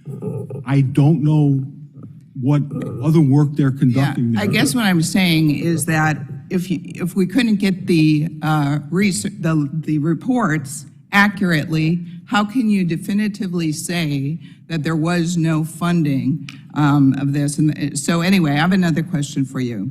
As the Vice Chair of the Oversight and Investigation Subcommittee and a member of the Select Committee on the Coronavirus Pandemic, I can't stress how inexplicable the failure, I believe, of NIH oversight on the EcoHealth Alliance grant is to me. In 2019, EcoHealth Alliance failed to submit a required annual report on the research it was conducting related to the emergency of the bat coronavirus. The 2019 progress report was due by September 2019. The COVID-19 pandemic began late 2019. Despite a bat coronavirus pandemic emerging in the city where NIH-funded bat coronavirus research was taking place, NIH failed to even ask for the missing progress report until 2021, and it was still not actually submitted until months later, more than 2 years after the due date. Given these circumstances, how did the agency fail to notice that the annual report on research done by EcoHealth and the WIV was overdue for 2 years? The most important point to appreciate here is that the viruses that were under study in that sub-project bear no relationship to SARS-CoV-2. They are genetically distinct. They are absolutely unrelated to SARS-CoV-2. That's the most important thing to understand. As far as the administrative And how do you know oversight, that for sure, sir? by looking at the phylogeny by looking at the genetic sequence. It would be equivalent to saying that a human is equivalent to a cow. That's how distant the sequences of the bat viruses that they were using in this work were to the actual SARS-CoV-2. Now, the administrative overlap, the administrative issues, we concur with that. We concurred with the oversight report. We have taken steps to redress those administrative issues. Thank you. I have only 13 seconds left, so I will yield back. Thank the gentlelady, and now recognize the gentlelady from Washington, Dr. Schar. Thank you. Thank you, Chairman Griffith, and thank you to the witnesses for being here today. I appreciate all the work you have done over the past few years with a rapidly changing pandemic and tricky messaging. We have learned a lot in these past few years, and I just want to make sure that we remember these lessons when the next public health challenge comes along. Today, there's a lot to talk about, but I'd like to focus on testing and on therapeutics. So, Dr. Califf, in your testimony, you say that the FDA is committed to continuing to use every tool in our toolbox to fight this pandemic, and I absolutely agree. As a pediatrician, I've been advocating, now we're talking years, for the use of rapid tests and masks and a multi-layered approach to keep our kids and families safe and to keep our children in school, in classrooms. And I also just want to acknowledge, Dr. Walensky, thank you for you also having that as your North Star. How can we get our children into classrooms and keep them and their teachers there safely? In fact, we did one of the first pilots in the country on using rapid tests to get kids into school. The FDA has authorized over 30 over-the-counter tests, and I use them before I travel home to make sure I'm not bringing unwanted COVID back to my family. People use them around the holidays to protect their families, and we've really come to rely on these rapid tests. Are any of the ones that we're using today fully authorized, or are they all under emergency use authorization? I believe all of the rapid tests that we have today are under EUA, but they will not go away because we'll have a bridging program, and they will still be available. That is fantastic. I'll have to check to be sure it's 100%. Okay, I wanted to make sure that that would happen because they're really indispensable. I will hop to my other topic, Mr. Tabak, or Dr. Tabak, excuse me. The RADx program has been incredible. These public-private partnerships, getting accelerated treatments has been incredible. I was wondering if you could talk about how we are going to use this and stay nimble with future threats, but just kind of a briefer answer because I have more for you. So from the lessons learned, we know that if we could create centers that are ready to take very rapidly the problem, find a solution, and then scale it up, that we could make a big difference in any future pandemic. That public-private partnership has really been incredible, and I appreciate the work in all of these institutions, CDC, ASPR, BARDA. We've already seen with COVID that as the virus has changed, some of our therapeutics are no longer useful, like some of the monoclonal antibodies. And we know from our experience with TB and with HIV that we may get to the point where what we need are drug cocktails. Essentially, you don't just use one therapeutic in order to evade all of the mutations and changes in a virus and them getting around therapeutics. We may need to use several at once. There's not a lot of incentive for drug companies to do that testing. And I was wondering if you could talk about what is happening at the NIH to speed drug cocktails. So in the ACTIVE program, which is a public-private partnership consortium between government agencies and industry, we have in fact used that as an incubator for these types of mix and match, if you will, types of approaches. And we've been very pleased for a number of our industry colleagues who've come forward and have been willing, to engage in this sort of conversation. So I think that's the direction that we'll have to proceed in the future. It's fantastic. And frankly, they will have more of a guarantee of a long market life if they figure out how to make theirs more effective in a cocktail. Last question, Dr. Califf. I know there's been a lot of discussion about whether vaccines are still useful, even if they are not perfect at preventing the disease or perfect at preventing transmission. I just wanted to give you an opportunity to set the record straight on your perception of the importance of vaccines. Really, first of all, let me just speak to the transmission issue, which has been discussed very much today. It's true that the vaccines are not sterilizing, and Dr. Bouchon, I think, was careful in using that word. What we have, though, is a modest prevention, like a 50% prevention of risk of getting infected if you're up to date on your vaccination. And that's very important for frontline workers of all types to stay healthy, for children not to infect their grandparents who may be at risk. But the most important thing, I think, is if you're up to date, you've gotten your bivalent now, which is what that means, your risk of dying if you get infected is reduced by 80%. And if you get a antiviral that's recommended by the FDA, if you get infected and you're high risk, you have another 80% reduction. And you have to do contingent probabilities. So what that means is your risk of dying is very low if you get both. So, you know, I'm a cardiologist, so I'm used to life and death. This is like the most important thing one can do today to keep from dying that's very remediable, free. There are side effects to vaccines, we all know that, but they're far overwhelmed by the benefits that occur. As a pediatrician, I fully concur with the importance of vaccines. I yield back. Gentlelady yields back. Now recognize the gentleman from Pennsylvania, Dr. Joyce. Thank you, Mr. Chairman. I'd like to address the CMS vaccine mandates because I think we recognize that it has caused a cascade of problems, including workforce shortages throughout the United States on all levels.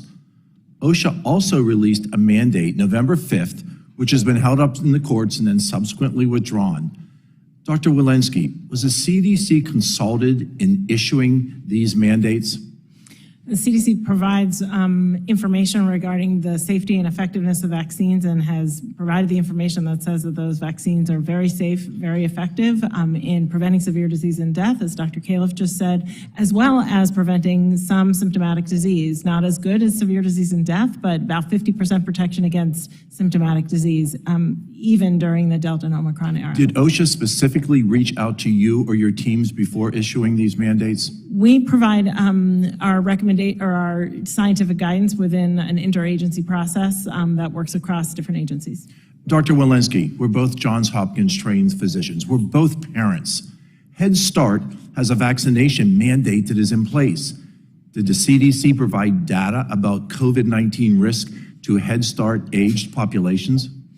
CDC continues to provide recommendations and information, science-based information on the vaccine safety and effectiveness in children and in adults. In earlier testimony, you stated that the vaccine mandates with COVID-19 have resulted in decreased routine pediatric immunizations. Is this not correct? I would have to go back to the record. I'm not sure I stated it exactly in that way. Do you feel that with the potential of decreased routine childhood immunizations to measles, to mumps, to rubella, do you feel the continuation of the Head Start vaccine mandates will put at risk these children or actually have their parents consider whether or not they should continue in these Head Start programs? What I can tell you is that vaccines save lives. That is true in our routine vaccination for pediatrics. It is true in COVID-19. It is true in influenza. And I think we should do everything that we can to promote vaccination because it saves lives for all of these different infectious threats. I feel that we're subjecting certain populations to more risks than when we recognize that parents are not immunizing their children with vaccine mandates, which we recognize are not necessarily effective, particularly in pediatric populations. I'd like to pivot and talk about the end of the COVID public health emergency. Unwinding the public health emergency will eventually reset the health system back to what was in place before the pandemic, with some exceptions. Unfortunately, and it really is unfortunate, I do not feel that we will restore in our public health agencies the credence, that is so necessary at any time soon. Dr. Califf, as a follow-up for my September 2022 letter, with explicit steps, what explicit steps is the FDA taking, or will the FDA take, to continue to move forward on COVID-19 therapeutics, specifically therapeutics that so many patients continue to need, patients who are immunocompromised, from whether that's from underlying disease, or patients who are immunocompromised because they're in the middle of a cancer therapy, patients who are exposed to many different types of infectious disease, but particularly to COVID-19. Well, let's talk about the technical aspects first, and I appreciate the question because millions of immunocompromised people, as you know, in the United States, they deserve special protection. We have now the ability to make therapeutic antibodies, as you well know. In addition, the first step is get vaccinated, be up to date on your vaccination, make sure if you get infected that you get a potent antiviral. Those are available, they're effective in immunocompromised patients as well as other people. My time is limited. Please allow me to interrupt. So the therapeutic antibodies, are they effective against the current strains that we see with COVID-19?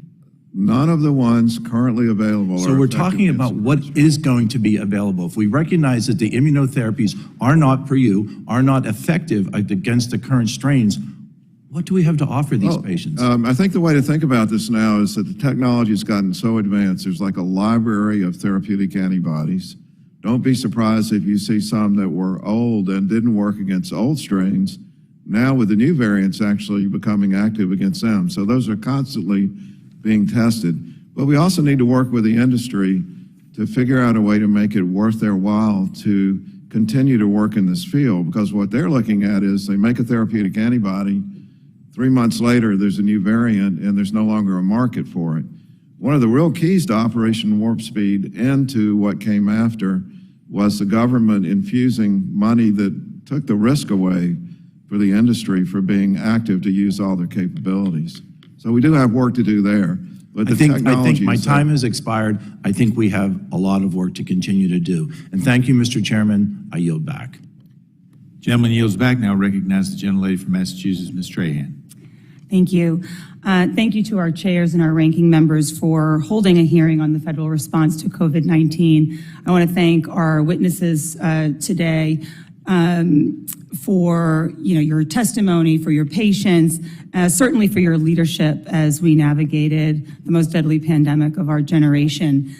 The U.S. has made tremendous progress in our fight against COVID-19. As many of my colleagues have already said today, the Biden administration stood up the largest free vaccination program in U.S. history, delivered hundreds of millions of free at-home tests to households, and passed the historic American Rescue Plan, which put money in the pockets of financially strained Americans and enabled schools to reopen safely for our kids. COVID has required an all-of-government response that tested the federal government's public health system capacity, including testing and vaccine development, supply chain capabilities, treatment and medical responses, and workforce readiness. It is critically important now, more than ever, to take our lessons learned from COVID to better equip our preparedness and response systems so that we're never caught flat-footed again. For this reason, I will be introducing a bill in the coming weeks that funds a Disease X medical countermeasures program at BARDA for unknown viral threats with pandemic potential. Current funding constraints at BARDA only allow the agency to go so far, with much of BARDA's MCM development work focused on a defined list of chemical, biological, radiological, and nuclear threat agents, as well as influenza. We may not be prepared to develop and manufacture at scale future drugs and vaccine against unknown viral threats that can lead to a devastating pandemic. The Disease X Act will help BARDA to fully focus on their full list of priorities, including increased focus on emerging infectious diseases. That said, BARDA played a critical role in our response to COVID. With a decade of investments in platform technologies under flexible agreements, BARDA was able to pivot to develop COVID-19 MCMs at a rapid pace. Dr. Califf, as you know, Congress passed many provisions from the Prevent Pandemics Act as part of the 2023 Omnibus Funding Bill that was just signed into law. One of these provisions creates a platform technology designation program at FDA to support the development and review of new treatments and countermeasures that use adaptable technologies that can be used in more than one drug or biological product for novel public health threats. We saw how powerful the mRNA platform was for the COVID-19 vaccine, and now other applications of this platform are being explored. So Dr. Califf, how will this new regulatory designation for platform technologies potentially lead to faster development of vaccines and therapeutics for currently unknown emerging infectious diseases in the future? And how does FDA plan to implement this new designation? Well, you know, mRNA is the example, as Dr. Tabak already stated. When you've got a platform that can be used for multiple different therapeutics, it's a wonderful thing. But it doesn't happen overnight. So if you wait until you're in a crisis, you can't then develop the platform. This happens over years to decades. So working with our partners at NIH, BARDA, ARPA-H, I wouldn't be surprised if it has a critical role to play here. We want this to happen so that when there is a need, the platform is available and multiple therapeutics can be developed. Thank you. And as mentioned previously, provisions from the Prevent Pandemics Act were recently signed into law. While I'm pleased many of these provisions have been enacted, this cannot be the end of our work to strengthen our preparedness and our response infrastructure. So Dr. Walensky, what are some of the capabilities to detect and monitor emerging infectious diseases at CDC included in the Prevent Pandemics Act? And what additional authorities and resources are needed to prevent and respond to future pandemics? Thank you. So through Prevent, we were able to receive OTA, other transaction authority, but we were unable to receive the data authorities that we need, the workforce authorities that we need. From a workforce standpoint, our ability to rapidly respond, if we are going to be a response-based agency, which we are working, but we've never had to at this size, scale, and scope. If we're going to be able to respond at this size, scale, and scope as was required over these last 3 years, we need to have the authorities that other response-based agencies do: workforce, hiring authorities, danger pay, overtime, as well as our data authorities. It took us 6 months to receive data use agreements from 100 different jurisdictions early in the pandemic in order to be able to see the data. Similarly, through the MPOX challenges over the summer, we had the same challenges in not having to be able to see the data. If you can't see the data, you can't act on the data. And that is true at CDC, but also back at the local level. We'd like to give those data back to the local level so they can respond as well. Thank you. Great. Thank you so much. I yield. Gentlelady yields back. Now recognize the gentlelady from Tennessee. Hey. Thank you, Mr. Chairman. Thank you, Mr. Chairman. Thank you to the witnesses for being here today. I want to talk to you, Dr. Walensky. According to Twitter files reported by David Zweig on December 23rd, the Biden administration was working with Twitter to flag anything that conflicted or differed from CDC guidance as misinformation. Dr. Walensky, were you or your staff in meetings, phone calls, or virtual meetings with the Biden White House administration officials and Twitter? And that's a yes or no. Thank you for the question. There's pending litigation on that, so I'm not going to get into the specifics on that today. Thank you. What about Facebook and Instagram? Similar. Given reporting that CDC was consulted frequently and at times daily and on given recommendations on what content to flag as fake or misleading on Twitter, Facebook, and Instagram, how many staff did you have dedicated to working with technology companies? Again, there's pending litigation on that, so I'm not free to comment right now. Was there any centralized guidance from you about what staff should relay as fake or misleading? Pending litigation. Regrets. Well, Dr. Walensky, when there are numerous examples of individuals being flagged as misleading for referencing peer-reviewed studies, posting CDC's own data, or their own opinions as experts being called into question merely because it differs from your scientific perspective, that's just unacceptable. And let me ask you, Dr. Califf, let me go back to a question. Will the FDA commit to provide transparency for the raw data used to make key decisions during the course of the pandemic on vaccines and treatments? And specifically, will the FDA commit to releasing all data on complications and phase 4 monitoring to allow for outside analysis, yes or no? We're committed to transparency on the information that we're collecting in our vaccine follow-up. Okay, all data? And I'm asking you that because there was a FOIA request for Pfizer COVID-19 vaccine safety data. And from what we read, it said that it would take the FDA 75 years at 500 pages a year to get that 329,000 pages of data that the FOIA request asked for. Well, I have to get back to you on that specific number. I'm not familiar with the exact number, but we'll do everything we can to make sure people are informed about vaccine safety. Yeah, that would be very pertinent since these vaccines are going out to the public, these boosters are going out to the public, and I don't understand, it said in the article there were 10 employees that were requested to review that data for FOIA request. And how many employees do the FDA employ? How many do you have? Do you know? We have 18,000 employees in total. 18,000 employees, but there's 10 that are put on FOIA requests. And at that rate, at 329,000 pages, and the FDA saying that they could only do 500 pages a day, it would take 75 years. But if you would get back with me on that. And I have some other questions about CPG guidances and how they're construed as law, but I'll put that in writing for you. Let me see, I've got a little bit of time left. And I have another question. If I can find it, and it's about another recent health concern. On October 31st, 2022, the Republican leadership of this committee sent a letter to the NIH raising concerns and questions about a monkeypox or an mpox viral enhancement experiment being conducted at the NIAID. This experiment involves transferring the more lethal version of the mpox virus, which has about a 10% mortality rate in unvaccinated people, with the less lethal but more transmissible mpox virus circulating in the U.S. Now, the less transmissible mpox virus has a mortality rate of less than 1%, and the more lethal virus is classified as a federal select agent. And it appears that the project is reasonably anticipated to yield a lab-generated mpox virus that is 1,000 times more lethal in mice than mpox virus currently circulating in humans.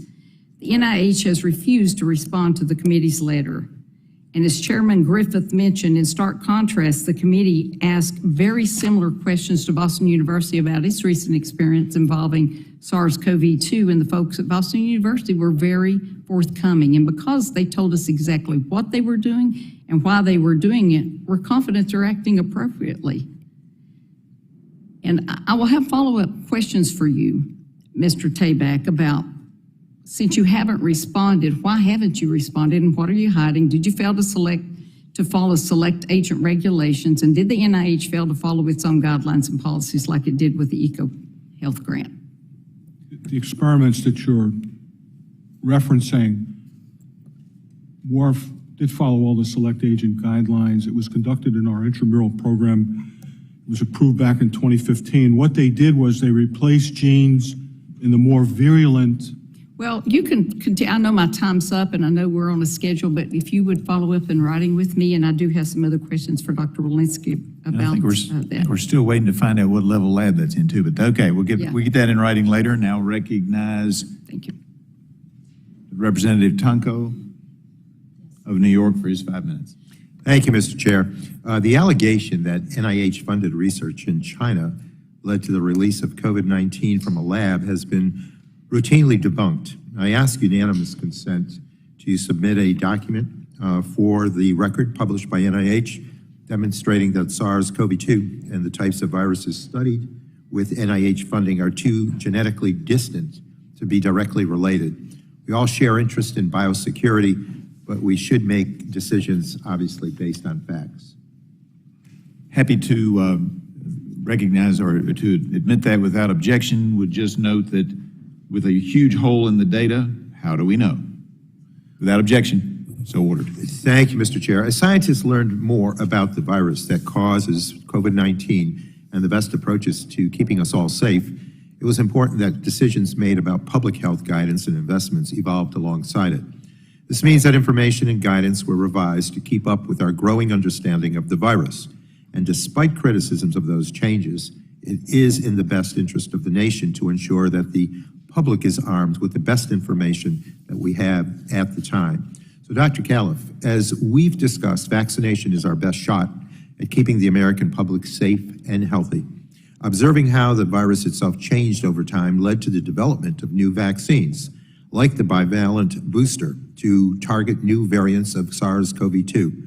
Why is it important for FDA's regulation of biologics and vaccines to be responsive to emerging science about SARS-CoV-2?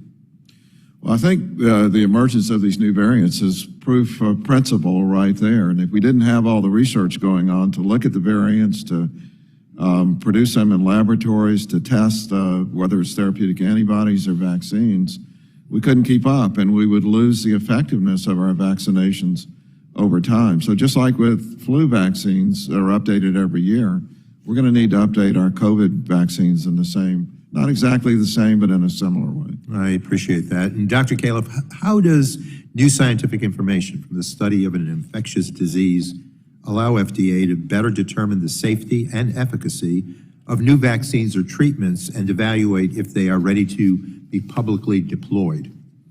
Now here I would stress two types of information. One is biological information coming from laboratories, both those that are funded at NIH and what industry is doing and the community of universities around the world. It's the only way to keep up and to know that the vaccine that you're proposing actually has activity against a specific variant. But the second kind that Dr. Walensky has talked about over and over, in the end, the true test of anything the FDA does is what the effect is in the intact human being. We need an ethical deal. You think about yourself or me. When I get sick, I hope that a lot of other people have volunteered their data so that I will get the right treatment because my doctor will know. We've had some discussion about this. Doctors are smart. I'm one. I think I'm pretty smart. But I'm a lot smarter if I have the evidence. So I call a doctor alone eminence-based medicine. A doctor armed with evidence is evidence-based medicine. It's much better, but will only work if we volunteer our data and participate in research. I hear the evidence-based argument. Dr. Walensky, I know that reopening schools safely was a priority for you and the Biden administration from day one. So can you explain CDC's approach to using public health data to provide schools the guidance they need for teachers, school staff, and children to return to in-person learning? Absolutely. So as we create our guidance, and as you know, this was a priority for me. 46% of schools initially opened, 63% within months, and then by the fall, it was up to 95% in terms of getting schools back open. So we used a layered mitigation strategy. Remember, at the time, there were no vaccines for children. We were vaccinating adults, but we didn't have vaccines for children. So what were the strategies that we could use? Vaccination was one of them. Masking was another. Distance at the time when we had high levels of community transmission was yet another. And then we saw these ecological studies, cohort studies in states that said when these jurisdictions had masks on and these jurisdictions didn't, there was more infection in the schools. When the masks were off, that schools had to close because masks were off. And it was based on those kinds of studies, whether it be in Georgia or Wisconsin or Arizona or across the country, where we were able to amend our guidance in real time as those variants emerged, as Dr. Califf noted. Thank you very much. And with that, I yield back. Mr. Chair, I did have some questions for Dr. Tabak, but we'll get that to you in writing. Thank you. Thank the gentleman. Gentleman yields back. Now recognize the gentlelady, Dr. Miller Meeks from Iowa, for her 5 minutes. Thank you, Mr. Chair, and I thank all the witnesses who are here. Dr. Walensky, you and I have had the opportunity and the pleasure, if you will, to receive testimony before and ask questions. I'm a physician. I'm also a former director of the Iowa Department of Public Health. And when it comes to trust in our agencies, if you've lost me, that means there is a lot that has to be answered for and oversight that has to be taken care of. I vaccinated individuals, all 24 of my counties in my district. I was vaccinated, but even now, there still persists this non-recognition of infection-acquired immunity, of herd immunity, of immunity that exists. And the purpose of a vaccine is to do what? It is to confer immunity. So the failures of the CDC and the FDA, and I won't get into the NIH, were both administrations There was the first failure to not to develop testing in an appropriate, adequate fashion for COVID-19, despite the fact that there was already a test with high specificity and sensitivity from the University of Iowa. The failure of the CDC to use real-world evidence and data when studies from Israel or other countries showed that viral transmission still existed despite vaccination. The failure of the CDC and other public health organizations to acknowledge infection-acquired immunity despite data from other countries, and that there were waning antibodies within 1 month after vaccine. The failure to acknowledge infection-acquired immunity or natural immunity and mandate vaccines to those who already have immunity. And I put forth a bill to mandate that all insurance companies, public and private, cover for antibody testing and T-cell antibody testing to get to this point. The failure of the CDC to acknowledge myocarditis and pericarditis in young people and still advocate for vaccines in young men despite that risk, which, as we talked about finally last year, that there's a risk-benefit that has to be considered, but was not considered in these mandates. Menstrual irregularities in young women. I think that when you're trying to message to the public, and I can tell you as a public health director, what I conveyed to my staff was that our credibility was the most important thing that we had in public health. And so when we can't acknowledge what are common concepts and what my local public health individuals and officers and physicians and nurses were acknowledging back at home, but we're not receiving through the CDC, has created a lack of trust in extremely important institutions. The failure of the FDA to utilize their own advisory boards when approving vaccines, especially in certain age groups, and rushing approval in these age groups, and then their slowness to advance any therapeutics. And what evidence, can you tell me, the evidence-based research that shows 6-foot distancing is appropriate? It's demoralizing and it is depressing that agencies that were once held in such esteem cannot translate and transfer research and evidence and respond to real-world evidence when they come up with strategies and policies. It's not just a messaging problem. It was a problem of bias within the agencies. So I was the sole member of Congress to advocate on Congress during the COVID-19 markups and hearings for increased funding for public health and local public health grants. So Dr. Walensky, currently states and localities must apply for a CDC grant funding for chronic diseases vis-a-vis different applications, submissions, and portals for each specific program and grant. Heart disease and stroke, diabetes, and 14 cancer programs, for example, all require this. These applications are burdensome. They require vast amounts of time and resources, and often states and localities must hire specific grant coordinators to handle the process. It appears that a much simpler approach, such as the grants to local public health, would be for states to work through a block grant process, submitting one application to CDC for funding for specific chronic diseases that will meet the needs of their specific state. Many of these entities already are operating on slim margins, which is also why, quite honestly, I found it appalling that less than 0.5% of the American Rescue Plan dollars in 2021, the height of the pandemic, went to fund state and local public health workers who are on the front lines of fighting COVID-19, all with tremendously innovative policy and procedures to combat the disease. Updating the grant structures to be more streamlined could reduce administrative burden for both states and the internal CDC review process. Plus, if we require appropriate reporting, we can ensure each state is putting the money to good use, something that should be a paramount focus given the alarming rates of fraud and abuse within the COVID-related dollars. Has the CDC considered this structure? Yes, thank you, Dr. Miller-Meeks, and thank you for advocating for local public health, which I think is a critically important part of one of their lessons learned as part of COVID-19. Results-based partnerships is one of the key things that we learned in our CDC review and CDC moving forward. And part of our organizational structure has actually streamlined where our local public health departments come. I can tell you as part of the $3.2 billion that went out for workforce grants, it didn't just go to states, it went to states and local jurisdictions for exactly the reasons that you know.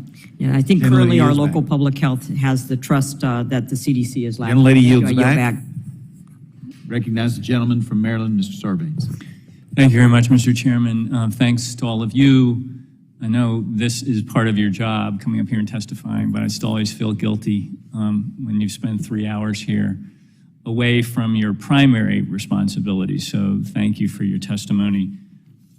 Dr. Walensky, I was going to talk with you a little bit more about the whole data picture. I know you've answered a ton of questions already today about that, but I want to understand a little bit better where the line is in terms of being able to build a sophisticated and as accurate as it can be model or platform for both tracking and forecasting infectious disease, whether it's a COVID outbreak or anything else, where the line is between what you can collect through the voluntary cooperation of public health officials, private labs, et cetera, and what you can't really do without the authority to force that.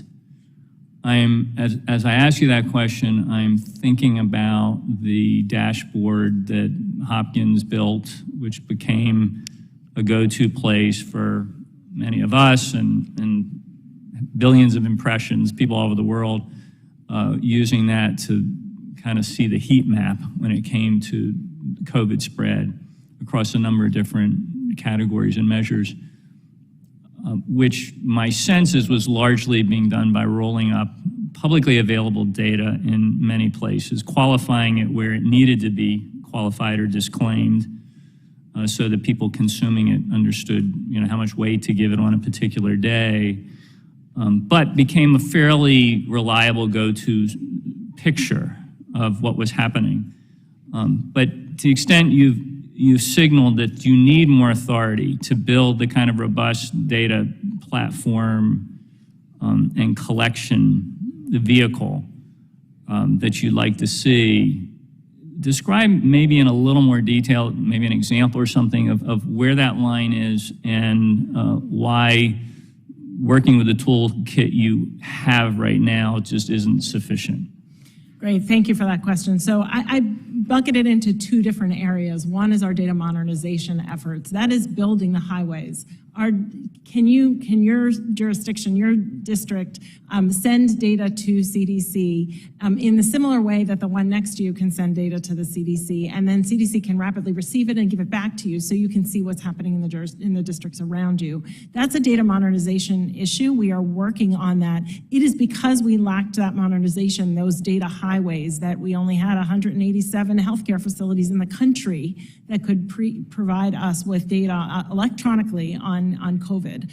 We're now up to 22,000. Those resources are being put to good use, and we have numerous examples of how we've been able to use those highways for MPOX reporting and many other things. Once those highways are built, and we will need more resources to build robust highways across this country, we have another challenge, and that is, do the cars drive on the highways? Right now, we only receive those data that are voluntarily reported in the absence of a public health emergency. So you're exactly correct. The Hopkins website does data scraping, web scraping, so that they can see what's publicly available. We at CDC would like the gold standard of what's happening at the states because it's reported from the states, but we only get that voluntarily. Even today, I can't tell you how many people have been vaccinated in the hospital. We don't have data systems that can do that. We don't have authority to collect it, and it's not voluntarily reported. So after this public health emergency is taken down, we are currently, again, working through data use agreements. We will lose data on testing, we will lose some data on immunizations. We're working through data use agreements, but that's just one infection. That's just one infectious disease. And so that leaves us really vulnerable if we don't have reporting coming to the CDC on what's happening in influenza and what's happening in RSV and what's happening on many of these other. Let me ask you, on the hospital front, I mean, obviously HHS and other agencies have leverage with respect to hospitals based on all kinds of other engagements. Are you saying that leverage can't be used to pull data in from those places? You have to have a separate authority to do that?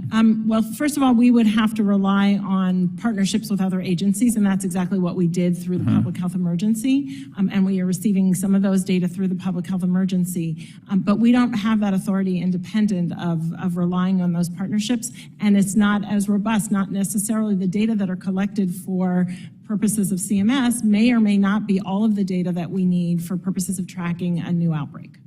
Okay, thank you. I yield back. Gentleman yields back now. Recognize the gentlelady of Florida, Ms. Kamick. Thank you, Mr. Chairman, and thank you to all our witnesses for appearing before us today. First, is it Dr. Tabak or Tabak? It's Tabak. Tabak? Yes. I appreciate that. I've heard it multiple ways said today. I wanted to be... I answer to hey you. It's okay. Okay, I appreciate that. All right, Dr. Tabak. You've been with NIH since 2000. Do you believe that Stanford Medical School, Oxford, and Harvard hire, quote, fringe medical professors? It depends on the individual professor. Okay. Well, the reason that I ask is because on October 8th of 2020, you were CC'd on an email from the then head of NIH, Dr. Francis Collins, to Dr. Anthony Fauci. Now, I'm going to refresh your memory on the contents of this email. It says, "Hi, Tony and Cliff. This proposal, citing the Great Barrington Declaration, from the 3 fringe epidemiologists who met with the secretary seemed to be getting a lot of attention, and even a co-signature from Nobel Prize winner Mike Levitt at Stanford. There needs to be a quick and devastating published takedown of its premises. I don't see anything like that online yet. Is it underway? Signed, Francis." Again, you were CC'd on this email. Yes or no, Dr. Tabak, did you communicate with Dr. Collins with you about these doctors or the Great Barrington Declaration other than when emailing Dr. Fauci? I have no recollection of speaking to him about that. Yes or no? Are you aware of other instances where either Dr. Collins or Dr. Fauci plan to have the media publish articles to discredit other scientists or doctors during the COVID-19 pandemic? I'm not aware of any such instance. Of course. Now, as Deputy Ethics Counselor at NIH, aren't there ethical concerns about using the U.S. government to silence scientific speech, particularly peer-reviewed speech? When the stakes are so high, right, as they were during the height of COVID-19, shutting down economies, keeping kids in schools, increased rates of mental illness, addiction, suicide, et cetera. And now, of course, we know that the collusion between Twitter and the Biden administration has come to light. Does that not concern you? I'm unaware of any collusion. I know there's ongoing litigation. You know what? That's good. So I'm glad. I'm going to enlighten you then. So just a few months after that email, this email that you were CC'd on between Dr. Francis Collins and Dr. Fauci, you have records of this, and I'm sure there are others. Just a few months after that, Twitter was directed by the Biden administration to deplatform multiple scientific accounts, doctors, Nobel Prize winners. They went so far as on March 14th, 2021, in internal communications between top Twitter executives and the Biden administration to say, "We are very angry. The Biden administration needs a push to deplatform these multiple accounts." These deplatforming of accounts were, of course, related to the Great Barrington Declaration. And they said, according to the Biden administration, to Twitter, that not enough had been done to silence these doctors. Dr. Tabak, did you provide Dr. Collins with any ethical counsel or advice on this matter? This is a subject of ongoing litigation, and I can't comment on anything related to the social platform. Who else at NIH did you talk to about the Great Barrington Declaration and its authors? I don't recall speaking to anybody about that at NIH, quite frankly. Okay. I know I'm running low on time, but I will say this. Contrary to some of the comments that have been made here today, and we're not going to get to the bottom of this in 53 seconds, but contrary to the comments of some of my colleagues today, actually just now, apologizing to you all for before appearing before this committee, saying that we're taking you away from your primary responsibility. You have a responsibility to appear before this committee, just as we have a constitutional responsibility for oversight. That is our duty to the American people. If I were you, I would clear your schedule. This will come to light. I appreciate you all being here today. Thank you. Gentlelady yields back. Now recognize the gentlelady from California, Ms. Barragán. Thank you, Mr. Chair. I want to remind the public, because there was a comment made that there had been no hearings on COVID, but we did have a hearing in June of 2020 on the response to the COVID-19 disaster. And a lot of that, as I remember, was a disaster under the prior administration of the response, the lack of response, the lack of acknowledging the seriousness. And I remember even claims about you can inject bleach to deal with it. I mean, the misinformation and the disinformation is a huge concern because clearly we know it has public health impacts. And it's really unfortunate when science is not taken seriously and when the misinformation and the disinformation continues. I want to thank you for the work that you do day in and day out. I know that your primary concern is of Americans and making sure that we are doing all we can to fight infectious diseases and non-infectious diseases. Dr. Walensky, I want to thank you for your willingness to not just do the work, but to go across this country and travel into communities, to meet constituents, to meet public health officials. Thank you for coming to my own district in Watts last year to talk about the importance of awareness and vaccines, something that I believe saved millions and millions of lives, and that nobody really should have doubted the numbers that we saw happen. So let me start, Dr. Walensky, with you with a non-COVID question, really. Heart disease, diabetes, cancer, and Alzheimer's are some of the most common causes of illness, disability, and death affecting a growing number of Americans. Many chronic diseases disproportionately impact people of color, people in low-income neighborhoods, and others whose life conditions place them at increased risk for poor health, especially during infectious disease outbreaks. Can you talk a little bit about and discuss what the CDC is doing in this space and the important role the CDC plays in addressing non-infectious diseases? Yeah, thank you so much for that. I think it's critically important to recognize our role in our infectious diseases for sure, and in non-infectious diseases as well. So as you know, heart disease, mental health, opioids, diabetes, cancer, in the prevention and outreach for all of those non-infectious diseases. What I think is lost is in the conversation, and also critically important, is the intersection of the two. So those people who have the most severe outcomes from COVID-19 and continue to are those who have those chronic medical conditions. It is because we have a partnership in cardiovascular disease, we have that work ongoing, that we can have subject matter experts in both of those coming together when we have a public health threat like COVID-19. Similarly with Zika, devastating infectious disease for pregnant moms, maternal mortality, anencephaly in children. It is because during the Zika outbreak that we had our infectious experts in infectious disease working alongside our birth defects experts that we could rally a response so quickly. And then maybe the third very vivid example that I will give is in the opioid challenges that we're having now, over 100,000 deaths per year. But we have also those who have suffered from non-fatal overdoses related to injection drug use. The coincidence of opioid use and HIV and hepatitis C and endocarditis, where I spent much of my career, is really why it is so critical that we in public health are addressing both of those together. Thank you. Great, thank you. Dr. Tabak, I want to quickly get you in. Trial diversity is essential to develop effective and safe vaccines for all populations, but this is not always the case in the development of new vaccine treatment. While developing multiple COVID-19 vaccine candidates in record time, the NIH did include a diverse pool of trial participants.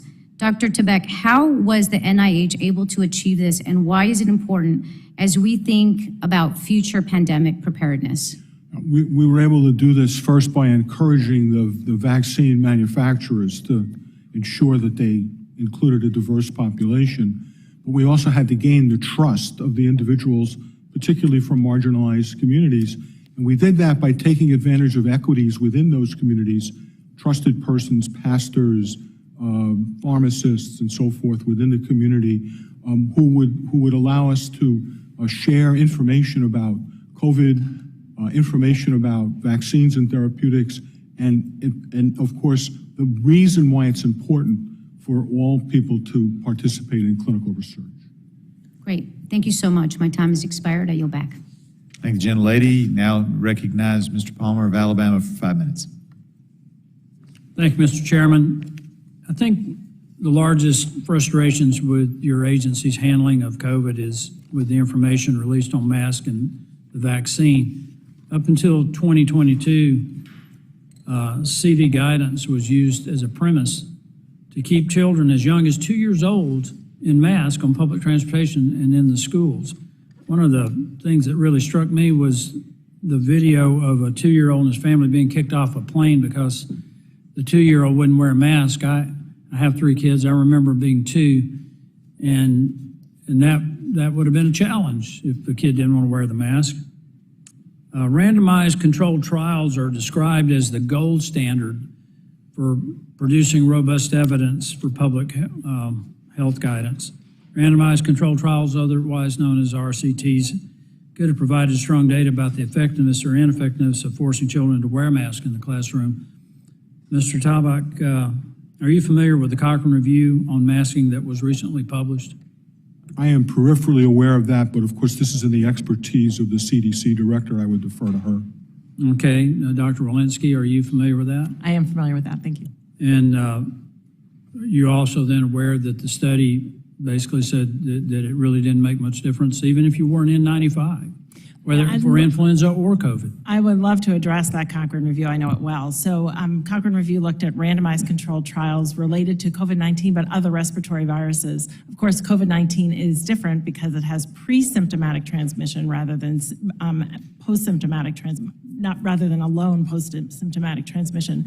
One of the limitations of that study, in addition to the fact that it included randomized trials from before COVID-19, was that, and it's stated in the study, is that people actually had limited uptake of using masks. So of course, randomized trials that look at mask use, but people are not wearing them, are going to have limited For the record, it was 9 studies and over 276,000 people. That's a pretty. But if they don't uptake the intervention, then it's not going to prove working. It is also the case that our masking guidance was very much related on cohort studies and many other studies.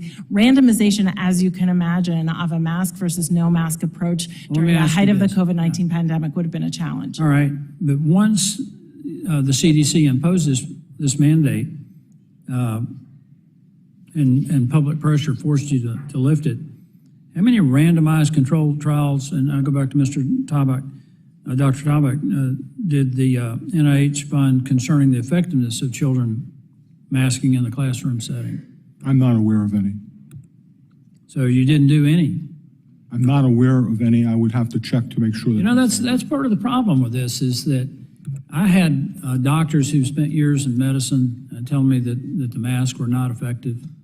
And yet, these were being forced on people. They're forced on school kids. And, you know, when you combine, particularly young kids, we're seeing the devastating impact that it had on their educational attainment. And it kind of surprises me that the NIH, CDC didn't do any follow-up testing, even while this was going on, to determine the effectiveness of this and the impact it was going to have on kids. Yeah, I appreciate, you know, in order to do a randomized clinical trial, you need to actually have equipoise in the question. And ultimately, what happened is that there were so many studies that demonstrated time and time again in the height of COVID transmission that masks were working to prevent transmission, that I'm not sure anybody would have proposed a clinical trial because, in fact, there wasn't equipoise to the question anymore. Well, let me ask you this. It was reported, Dr. Walensky, it was reported by Bloomberg, Fox, that CDC altered its guidance for public schools numerous times after getting influenced, pressured, scolded by the teachers' unions. And you said that the teachers did not need to be vaccinated to reopen the schools. The teacher unions pushed back, and Jen Psaki as far as say that you were talking in your personal capacity. Is that true? I was very motivated as I came in to get our schools open, and I think that's very clear, and it was very successful in our efforts. I've been working in the front lines of healthcare and had seen that we were able to safely bring healthcare workers into the hospital treating COVID patients. So I did say that. Speaking in your personal capacity, how do you differentiate between your personal capacity and professional capacity? As I said that, which I believe was on February 3rd, I said it from an official CDC capacity, and I believe Jen Psaki, I can't speak to her comments, but I was definitely in my CDC capacity when the comments were made, and in fact, we reopened All I want to know is, in the last seconds that I've got here, is you took input from the unions, but did you take input from the parents? Actually, we did outreach to over 50 organizations, including parent organizations and superintendent organizations, as well as teachers' organizations. So we did a wide scope of outreach for that guidance. Thank you. Gentleman yields back. You can follow up with written questions. Now recognize the gentleman from Indiana, Mr. Pence. Thank you, Chairs McMorris Rogers, Griffith, and Guthrie, and Ranking Members Pallone, Castor, and Eshoo for holding this hearing. And thank you to the witnesses today. I appreciate you being here. I do not have a medical background, so I'm going to go off the reservation a little bit, Mr. Chairman. At the onset of the pandemic, the Trump-Pence administration acted quickly to respond to the impacts on our healthcare system and build a long-term strategy to develop innovative solutions and save lives, which you all continued when you came into your jobs. Hoosiers and all Americans were fortunate for the work of the Trump-Pence administration to advance a historic White House coronavirus task force, which resulted in the development of world-leading vaccines and therapeutics. As a shameless point of personal privilege, Mr. Chair, I would like to thank my brother Michael, the Vice President of the United States, for his humble leadership. I would like to thank him for his wisdom. I would like to thank him for the countless hours he put in standing up the coronavirus task force. And most importantly, as I have listened to the testimony and the questions today, I would like to thank him for his clear and transparent communications to the American public and among your organizations.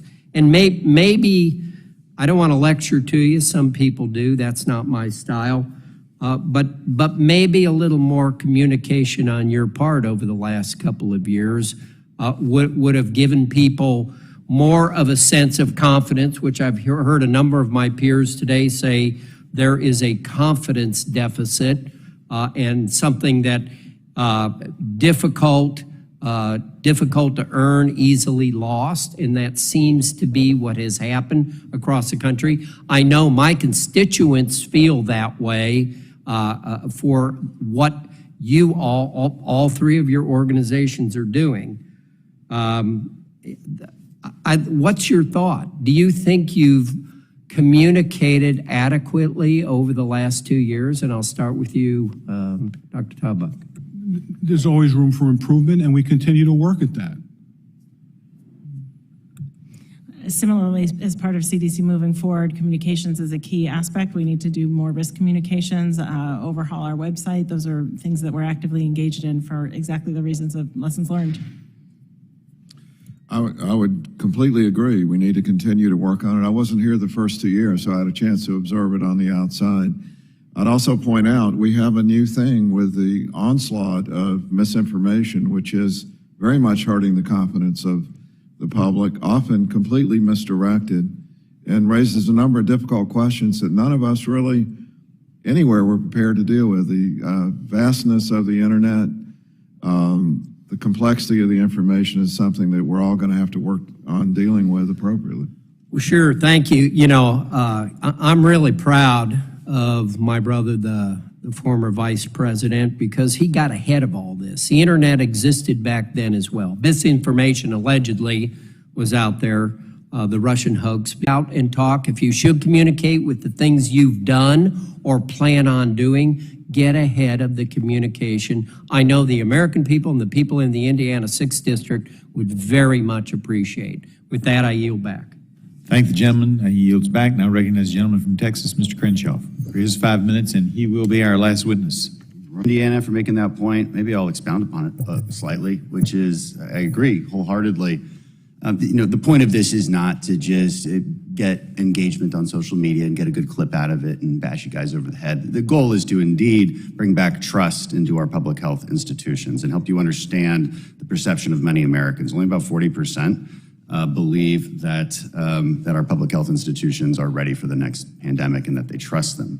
That's a glaring statistic. We're seeing declining vaccination rates for children. That's a glaring statistic as well. And I would definitely recommend that the overall communication goal should not to be speaking in these absolutist terms, which has long been a problem, especially with people like Dr. Fauci, when he was clearly wrong, when it's clearly a nuanced discussion. And that makes people skeptical, and you get discredited as a result. Dr. Walensky, I want to bring up a very specific example of this. As you know, the CDC's Advisory Committee on Immunization Practices held its annual meeting to review the CDC's immunization schedules last fall. These schedules, child, adolescent, and adult, consist of a list of vaccines that the CDC recommends for individuals based on their age group. Now, historically, they've relied on states have relied on ACIP's recommendations when determining what vaccines will be required for schools and childcare settings. Obviously, that makes sense, especially for childhood diseases that are uniquely transmissible in that specific group. And of course, many of these vaccines do mitigate transmission. The question I have is, in October of 2022, the advisory committee broke public health norms by deciding to add the COVID-19 vaccine, including those under emergency use authorization, to the childhood immunization schedule. That includes the bivalent booster shots. Now, obviously, they're not a mandate, but they, of course, are largely followed. So, I mean, how do you view the cost benefit of scheduling brand new bivalent booster shots for this age group? Considering the children are at very low risk from COVID-19, 75% of children have already caught the virus, and the vaccine is known to do pretty little to prevent transmission in this age group. I'm really grateful that you asked that question so I can correct the record here so that everybody understands. First of all, we've had 2,000 pediatric deaths from COVID-19. It's the #1 respiratory and infectious killer that was just published last week in JAMA. So less deadly than to an 80-year-old, but still deadly for a pediatric infection.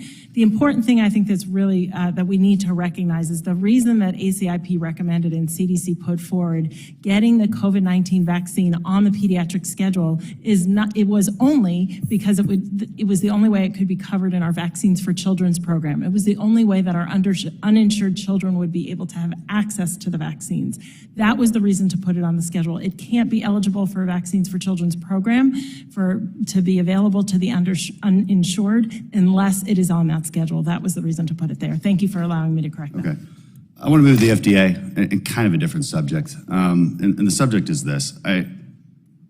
We're going to have a lot more hearings like this, where we need to fix this problem where we have innovators throughout the United States who want to save people's lives, and the FDA crushes their dreams and crushes their potential.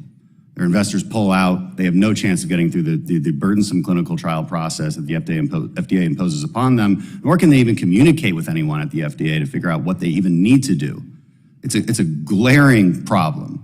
To give you a couple examples, just out of the Houston area, scientists at Baylor College of Medicine who spearheaded a low-cost, easy-to-make vaccine, Corbavax, that is already aiding in the global fight against COVID-19, and we can't get it through here.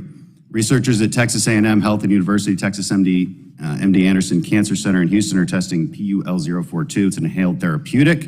They can't get that through either. I could go on non-COVID related, very obvious treatments and biomedical devices that they can't even get a call back from the FDA. What are you guys doing to fix this? Because people are dying and not getting treatment they need, while innovators around the country are trying to fix that, and the FDA is stopping them.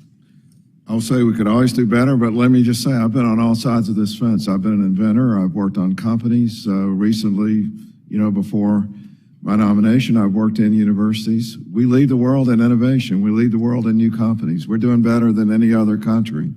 I completely disagree with your characterization of this, but of course, we always could do better. No, we lead the world in innovation. That's different than saying that our FDA is helping with that. We lead the world in translating ideas into therapies that are effective for us and for the rest of the world by far.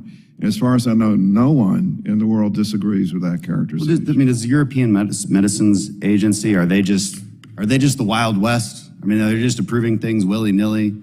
Is that how you view them? I mean, why not work with them when they approve I'm good friends with my something? EMA colleagues, and I've gotten products through the EMA and the FDA.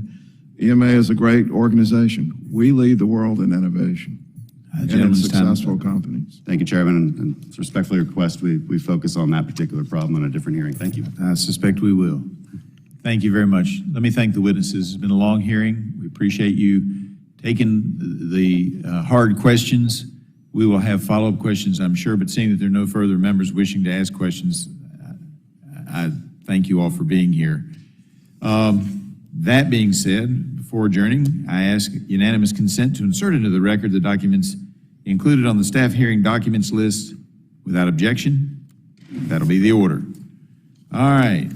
That being said, pursuant to committee rules, I remind members, that would be you and me, Kathy. I remind members that they have 10 business days to submit additional questions for the record, and I ask the witnesses to submit their response within 10 business days upon receipt of the questions. As you know, several people didn't get through their questions and said they were going to provide you all with written questions. We would appreciate those being answered. Without objection, subcommittee is adjourned. You did a great job.